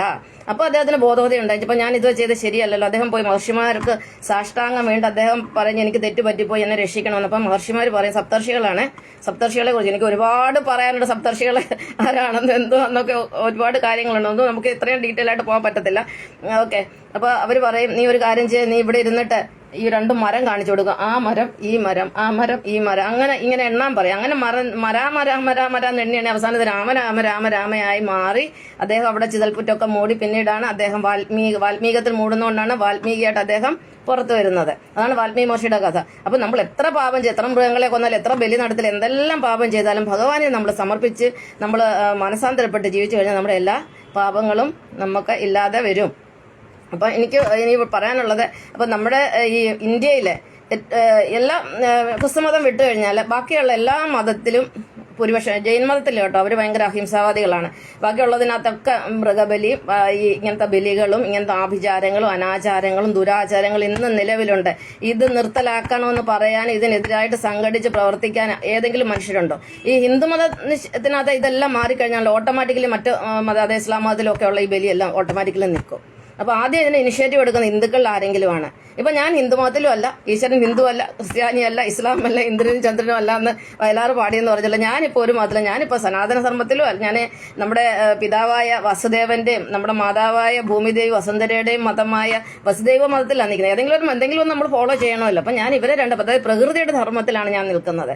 എനിക്ക് എല്ലാ മതവും ഒരുപോലെ. ഇപ്പൊ ഇടത് കണ്ണ് നോക്കി കഴിഞ്ഞാൽ ഇപ്പോൾ എനിക്ക് തോന്നുന്നത് അവിടെ ഇസ്ലാം മതമാണ്, വലത് കണ്ണ് നോക്കിയാൽ നമുക്ക് വിചാരിക്കും അവിടെ ക്രിസ്തു മതമാണ്. അപ്പൊ നമ്മുടെ മൂക്ക് നോക്കി അത് ഹിന്ദു മതമാണ്. നമ്മുടെ ശരീരത്തിൽ ഇതെല്ലാം ഉണ്ടെന്ന് നമുക്ക് അങ്ങ് തോന്നിക്കഴിഞ്ഞാൽ നമ്മൾ ആരെ വെറുക്കും? നമുക്ക് ആരോടും വെറുപ്പൊന്നുമില്ല, എല്ലാവരോടും സ്നേഹം മാത്രമേ ഉള്ളൂ. പക്ഷെ ഈ ആചാരം നമ്മളുള്ള സത്യം പറയാതിരിക്കാൻ പറ്റത്തില്ലല്ലോ. അപ്പം ഈ പിന്നെ ഇടതുപക്ഷം എന്ന് പറഞ്ഞാൽ എനിക്ക് ഒരു പോയിന്റോട് പറയാനുണ്ട്. ഇടതുപക്ഷം എന്ന് പറഞ്ഞാൽ ഇടത്തോട്ട് ചലിക്കുക, ഇടത്തോട്ട് നമുക്കറിയില്ല. ഇടത്തോട്ട് പോയി കഴിഞ്ഞാൽ ഇടത് കൈ തന്നെ നമ്മൾ എന്തിനാ ഉപയോഗിക്കുന്നത് അറിയാം. ഇടത്തോട്ട് പോയി കഴിഞ്ഞാൽ ഇവർക്ക് മൂല്യമില്ല, മൂല്യം ഇവരുടെ ഇല്ലാതായി, ദൈവിക മൂല്യങ്ങൾ ഇല്ലാതായി പോവുകയാണ് ചെയ്യുന്നത്. അത് സത്യം വലത്തോട്ട് പോകുന്ന ഒരു സത്യത്തിനെ കുറിച്ച് പറയുമ്പോൾ ഇവർ അസത്യത്തെക്കുറിച്ച് പറയും. അപ്പൊ നമ്മുടെ കേരളത്തിൽ ഇന്ന് നടക്കുന്ന എല്ലാ പ്രശ്നങ്ങളുടെയും പിന്നിൽ ആരാ നിങ്ങൾ ചിന്തിച്ചിട്ടുണ്ടോ? അവിടെ എന്തുമാത്രം കൊലപാതകങ്ങളുടെ ഇടയിൽ നടക്കുന്നു, എന്തുമാത്രം ബലാത്സംഗങ്ങൾ നടക്കുന്നു, എന്തുമാത്രം ഒളിച്ചോട്ടങ്ങൾ നടക്കുന്നു. ഇതിന്റെയൊക്കെ പിന്നിൽ പ്രവർത്തിക്കുന്ന ആളുകളെ നിങ്ങൾ ശ്രദ്ധിച്ചിട്ടുണ്ടോ? ഇതാരാ? ഇത് മുഴുവൻ അസുരന്മാരാണ്. പ്രത്യേകിച്ച് ഇടതുപക്ഷ ചിന്താഗതി ഉള്ളവരായിരിക്കും ഇതിനകത്ത് കൂടുതൽ എന്നുള്ള കാര്യത്തിൽ യാതൊരു സംശയം. എനിക്കത് പ്രത്യേകം അറിയാം. ഇവൻ ഈഴവരുടെ കൂട്ടത്തിലുള്ള ആൾക്കാർ തന്നെയാണ്. എനിക്കറിയാം ഈഴവരുടെ സ്വഭാവം എന്താണ്. ഞാൻ ചെറുപ്പം തൊട്ട് എന്റെ ബന്ധുക്കാരുടെയൊക്കെ സ്വഭാവമൊക്കെ ഞാൻ 10 വയസ്സിനുള്ളിൽ കണ്ട് അറിഞ്ഞതാണ്. ഭയങ്കര കാമമുള്ള ആളുകളാണ്. ഇടത്തോട്ട് പോകുന്നതോടെ നമ്മുടെ മൂല്യം കുറഞ്ഞു, ദൈവിക മൂല്യങ്ങളേ ഇല്ല. കാരണം ഇടത്തോട്ട് പോകുന്ന സംഖ്യയ്ക്ക് മൂല്യമുണ്ടോ? വലത്തോട്ട് പോകുന്ന സംഖ്യ +1 +2 +3 +4 +5 +6 എന്ന് ഇങ്ങനെ പോയിക്കൊണ്ടിരിക്കുകയാണ്. സംഖ്യയ്ക്ക് മൂല്യം കൂടുകയാണ് വലത്തോട്ട് പോകുന്നത്. അതായത് ഈശ്വരഭക്തിയിലായിട്ട് നമ്മൾ പോകുമ്പോൾ നമ്മുടെ മൂല്യം കൂടുന്നു. ഇടത്തോട്ട് പോയി കഴിഞ്ഞാൽ നമ്മൾ ഈ പാതാളത്തിൽ ശിവന്റെ കൂട്ട് ലിംഗത്തിന് താഴോട്ടാണ് നമ്മുടെ പോക്ക് പോകുന്നത്. പടവലങ്ങ പോകുന്ന പോലെ നമ്മുടെ മൂല്യങ്ങൾ കുറഞ്ഞ് ഇപ്പം തന്നെ ഈ ലോകത്ത് എത്രയോ അടുത്ത് എന്താ പറയുക ഇടതുപക്ഷം അല്ലെങ്കിൽ കമ്മ്യൂണിസ്റ്റ് പാർട്ടിയൊക്കെ ഭരിച്ചത്. ഇപ്പൊ അവസാനം കേരളത്തിൽ മാത്രമല്ലേ വന്നിട്ട്, കേരളത്തിൽ ഇതിപ്പോ അവസാനത്തേത്, ഇനിയിപ്പോൾ അധികം നാളൊന്നും പോവില്ല. അപ്പൊ ഇവർക്ക് മൂല്യം എന്ന് പറഞ്ഞൊരു സാധനം ഇല്ല, ദൈവവിശ്വാസം ഇല്ലാത്തതുകൊണ്ട് ഇവർക്ക് എന്തും ചെയ്യാം. കാരണം ദൈവമില്ല, ദേവനുമില്ല, ഒന്നുമില്ല, എന്ത് തോന്നിയാസം ചെയ്യാം. അപ്പൊ ഇടത്തോട്ട് നമ്മൾ എത്ര സഞ്ചരിക്കുന്നു തീരെ മൂല്യം കുറഞ്ഞ പ്രബുദ്ധരായി മാറും. നമ്മൾ ബുദ്ധരാവണമെങ്കിൽ ഇപ്പൊ എനിക്ക് കിട്ടിയ പോലെ ബോധോദയം, ഈശ്വരജ്ഞാനോ, ഇതെല്ലാം ലോകത്തിലുള്ള സർവ്വകാര്യങ്ങളും മനുഷ്യന്റെ പ്രശ്നങ്ങളും അത് പരിഹരിക്കാനുള്ള വഴിയും ശാന്തിയോടും സമാധാനത്തോടും നമ്മുടെ ഈ ലോകത്ത് എങ്ങനെ ജീവിക്കുമെന്ന് ഒരു പ്രശ്നങ്ങളില്ല, ജീവിക്കാനുള്ള വഴിയെ നമ്മൾ അറിയണേ. നമ്മൾ ദൈവത്തിലേക്ക് സഞ്ചരിക്കണം, നമ്മൾ ഈശ്വരഭക്തരായിട്ട് മുന്നോട്ട് പോകണം. അത് ഇല്ലാത്തിടത്തോളം കാലം നമ്മൾ നരകത്തിലോട്ട് തന്നെ പോകും. നമ്മൾ ഗതിയില്ലാത്ത വഴിക്കാണ് നമ്മൾ പോയിക്കൊണ്ടിരിക്കുന്നത്. അപ്പം അറിയുക, ശിവഭക്തി എന്താണ്, വിഷ്ണുഭക്തി എന്താണ്. ഈ 2 ഭക്തിയേ ഉള്ളൂ ഈ ലോകത്ത്, ഈ 2 ആരാധനയുള്ളൂ. അതിനപ്പുറത്ത് ആരാധനയില്ല. ശിവന്റെ ഭാമിലി ഒരു വശത്ത് എന്താ പറയുക ആരാധിക്കുന്ന ശിവൻ ഭഗവാൻ, അദ്ദേഹത്തിന്റെ ഭാര്യ പാർവതിയുടെ പല ക്ഷേത്രങ്ങളെ, പിന്നെ അദ്ദേഹത്തിന്റെ പുത്രനായ ഗണപതി, പിന്നെ സുബ്രഹ്മണ്യൻ, ഇതൊക്കെ ശിവഫാമിലിയാണ്. പിന്നെ ശിവന്റെ ഭൂതഗണങ്ങൾ എന്ന് പറഞ്ഞാൽ ഞങ്ങളുടെ 1,24,000 ഉണ്ടെന്ന് പറഞ്ഞാൽ അതിനെയാണ് അവിടെ ഇവിടെ ചാത്തനെ, കുട്ടിച്ചാത്തനെ, പിന്നെ എന്തെങ്കിൽ മുത്തപ്പനെ, അങ്ങനെ ഒരുപാട് മോട്ട ദൈവങ്ങളായിട്ട് ആരാധിക്കുന്നതാണ്. അവർക്ക് അത്രയ്ക്കുള്ള ബോധമുള്ളൂ. കാരണം ശിവഭക്തർക്ക് തീരെ മൂല്യം കുറവാണ്. അവർ ഏറ്റവും താണ ബോധതലത്തിൽ കൂടെ സഞ്ചരിക്കുന്ന ആളുകളാണ്. അപ്പൊ ഞാൻ തലവെട്ടുന്ന കാര്യം പറഞ്ഞു, ഒരാളുടെ പറഞ്ഞോളൂ, ദക്ഷപ്രജാപതി ഭാര്യ സതി ദക്ഷപ്രജാപതിയുടെ യാഗത്തിന് പോയി അവിടെ കളിയാക്കി ഭാര്യ തീ ചാടി മരിച്ചു. ആ ദേഷ്യത്തിന് ശിവൻ പോയി അന്നേരം തന്നെ അമ്മായിപ്പന്റെ അങ്ങ് വെട്ടിക്കളഞ്ഞു, അദ്ദേഹത്തിന് വെട്ടി. പിന്നെ പാർവതി ദേവി ആണല്ലോ ശിവൻ ഉത്തരവാദിയല്ല ഗണപതി ഉണ്ടായിരുന്നു, പാർവതി ദേവി മണ്ണുകൊണ്ടുണ്ടായി. ഇതൊന്നും എനിക്ക് വിശ്വസിക്കാൻ പറ്റത്തില്ല, അത് വേറെ കാര്യം. ഞാൻ യുക്തിയില്ലാത്ത കാര്യമൊന്നും വിശ്വസിക്കത്തില്ല. അപ്പം പാർവതി ദേവി മണ്ണുകൊണ്ട് രൂപം ഉണ്ടാക്കി, ഗണപതി ഉണ്ടാക്കി, നല്ലൊരു കുട്ടി അതിന് ജീവൻ കൊടുത്തു, ഭൂന്ന് പുതിയപ്പം ജീവൻ കൊടുത്ത്, ആരാ ഇതൊക്കെ വിശ്വസിക്കുന്നത്? വല്ല ലോജിക്കുണ്ടോ? അപ്പൊ എന്നിട്ട് ശിവൻ സ്ഥലത്തില്ലായിരുന്നു. പാർവതിദേവി കുളിച്ചോണ്ടിരുന്നപ്പം ഗണേശനോട് പറഞ്ഞു, ഗണേശ ഇവിടെ നിൽക്കണേ, ഞാൻ ഇവിടെ കുളിക്കുകയാണെ ആര് വന്നാലും അകത്തോട് വിടല്ലേ. അപ്പം ആ സമയത്താണ് ശിവൻ വരുന്നത്. ശിവൻ പറയും എനിക്ക് അകത്ത് പോകണമെന്ന് പറയും. അപ്പം ഗണപതി പറയും പോകണ്ടെന്ന് പറയും. പിന്നെ ശിവൻ ഗണപതിക്ക് അറിയത്ത പോലും ഇല്ല ഇത് അച്ഛനാണെന്നുള്ള കാര്യം. എന്നിട്ട് കുറെ വാദപ്രതിവാദം ഉണ്ടായിട്ട് പിന്നെ നിർബന്ധിച്ച് ഒരു വിധത്തിലും ഗണേശനെ വിടത്തില്ല. അമ്മ പറഞ്ഞിട്ടുണ്ടല്ലോ ആരെയും അകത്ത് വിടരുത്. അപ്പോൾ കഴിയാവുന്ന രീതിയിലെല്ലാം പ്രതിഷേധം രേഖപ്പെടുത്തി പ്രൊട്ടക്ട് ചെയ്തപ്പം അവസാനം ശിവന് ദേഷ്യം വന്ന് ഗണപതിയുടെ തല വെട്ടിക്കളഞ്ഞു. ഗണപതിയുടെ തല വെട്ടിക്കഴിഞ്ഞിട്ട് പിന്നെ അപ്പോഴത്തേന് പാർവതി ഓടി വന്നപ്പം തലയില്ല ഗണപതിക്ക്. അപ്പം പിന്നെ ഗണപതി രക്ഷിക്കണമെന്ന് പറഞ്ഞ് പാർവതി കരയാൻ തുടങ്ങിയപ്പോൾ ശിവൻ പറഞ്ഞാൽ എവിടുന്നേലും ഒരു തല കൊണ്ടുവരാൻ പറഞ്ഞു, ആനയുടെ തല കൊണ്ടുവരാൻ. എന്നിട്ട് ആനയുടെ തല വെച്ച് പിടിപ്പിച്ചാണ് ഗണപതിക്ക് ആനത്തലയുണ്ട്. ഇത് ഞാൻ വിശ്വസിക്കുന്നില്ല. അതാണ് പണ്ടാരോ ഗണപതി മിത്താണെന്ന് പറഞ്ഞത്. കാരണം ഒരു മനുഷ്യന്റെ ഈ കഴുത്തെന്ന് പറഞ്ഞാൽ എത്രയുണ്ട്. ഇനി ഒരു കുഞ്ഞൊരാന ഇപ്പോൾ ഉണ്ട്, ഒരു ആനയുടെ കഴുത്തായാലും ഒരിക്കലും മനുഷ്യന്റെ കഴുത്തിൽ ഫിറ്റ് ആവത്തില്ല. അപ്പൊ അതിലോട്ടൊന്നും പോകണ്ട. ഇതൊക്കെ ചിലപ്പോൾ സത്യം പറഞ്ഞാൽ എല്ലാം മിത്താണ്. മനുഷ്യന്റെ ബുദ്ധിയും ബോധം ഇല്ലെങ്കിൽ ഇങ്ങനെ പലതും ഇങ്ങനെ ആരാധിക്കും. അത്രയേ ഉള്ളൂ അതിന്റെ കാര്യം. പിന്നെ അതുപോലെ പിന്നെ ഉള്ളെല്ലാം പറഞ്ഞില്ല, ശിവന്റെ ഫാമിലിയാണ് കംപ്ലീറ്റ് ആരാധിക്കപ്പെടുന്നത്. ഒന്നീ വിഷ്ണുവിന്റെ ഫാമിലി അല്ല ശിവൻ. ഈ രണ്ട് ദൈവങ്ങൾ, അതായത് പോസിറ്റീവ് നെഗറ്റീവ് അല്ലാതെ ഒരു ദൈവം ഈ ഭൂമുഖത്തില്ല, ഒരൊറ്റ ദൈവങ്ങളും ഇല്ല. അപ്പൊ ദൈവത്തിന്റെ ആരാധനയുടെ കാര്യമൊക്കെ കുറച്ച് മനസ്സിലായെന്ന് ഞാൻ വിചാരിക്കുന്നു. അപ്പം നിങ്ങൾ മനസ്സിലാക്കുക, ഈ കാണുന്ന ഒന്നും വിഷ്ണു ആരാധന, എല്ലാം ശിവാരാധനയാണ് ലോകം മുഴുവനും ഓൾമോസ്റ്റ് കാണുന്നത്. അപ്പൊ ഇതിനെതിരായിട്ട് നമ്മൾ പ്രൊട്ടക്ട് ചെയ്യണം. സമയം ഒരുപാടായി. അപ്പോൾ ഇനി എൻ്റെ അമ്മ 10 മണിയാവാറായിക്കണം, 9:48. അപ്പോൾ നമുക്കിന്ന് ചെറിയൊരു ശിവകീർത്തനം കൂടെ ചെല്ലിട്ട് നിർത്തുക, കൂടുതലൊന്നും ചെല്ലുന്നില്ല. ഭഗവാനെ ശിവൻ ശിവകരൻ ശാന്ത ശിവാത്മാന ശിവോത്തമ ശിവമാർഗ പ്രണേതാരം പ്രണതോസ്മി സദാശിവം. ഓം പൂർണ്ണമത പൂർണ്ണമിത പൂർണ്ണാത് പൂർണ്ണമതിച്ചതേ പൂർണ്ണസ്യ പൂർണ്ണമാദായ പൂർണ്ണമേവാവശിഷ്യതേ. ഓം ലോകാ സമസ്ത സുഖിനോ ഭവന്തു. ഓം ശാന്തി ശാന്തി ശാന്തി. അപ്പം പങ്കെടുത്ത എല്ലാവരും വസന്തകുമാരി PN എൻ്റെ കളിക്കൂട്ടുകാരിയാണ്. ഹരിയോം മോളെ. പിന്നെ ആരാണ്? മോൻസൺ ജോർജ് എൻ്റെ ക്ലാസ്മേറ്റ് ആണ്. ഹരിയോം കണ്ണ. പിന്നെ ആരാണ് അടുത്തത്? ലക്കൻദാസ് ലോഹങ്കടി. അതൊരു ബാബയാണ്. ഞാൻ ഈ ഇദ്ദേഹത്തോട് 2 മണിക്കൂറൊക്കെ സംസാരിക്കുന്നതാണ്. ബാബാജി आपका चरणों में हमारा सप्रेम नमस्कार, हमारा प्रणाम स्वीकार कीजिए। आपको तो समझ में नहीं आता होगा क्योंकि हम मलयालम में बात कर रहे हैं। जब भी हमारा ये सब काम हो जाएगा ना, फेसबुक का काम खत्म हो जाएगा, मैं आपसे बात करेंगे। जब भी हम फ्री हो जाएंगे हम आपसे सब बात करेंगे। मैंने क्या बताया वो सब आपको मैं सिखाऊंगी। ओके बाबा जी. गिरिजा मूर्ति जी कണ്ണ പ്രണാമം. ഹരിയോം നമസ്കാരം. അപ്പോൾ ഇത്രയും പേര് ഇവിടെ വന്നിട്ടുണ്ട്. വന്നവർക്കെല്ലാം എൻ്റെ ഹൃദയം നിറഞ്ഞ നന്ദി, നമസ്കാരം, പ്രണാമം, ഹരിയോം. അപ്പോൾ നാളെ കാണാം. അപ്പോൾ ഇനി 3 ദിവസത്തെ ക്ലാസ്സും കൂടെ ഉള്ളൂ. നന്ദി, നമസ്കാരം, ബൈ ബൈ.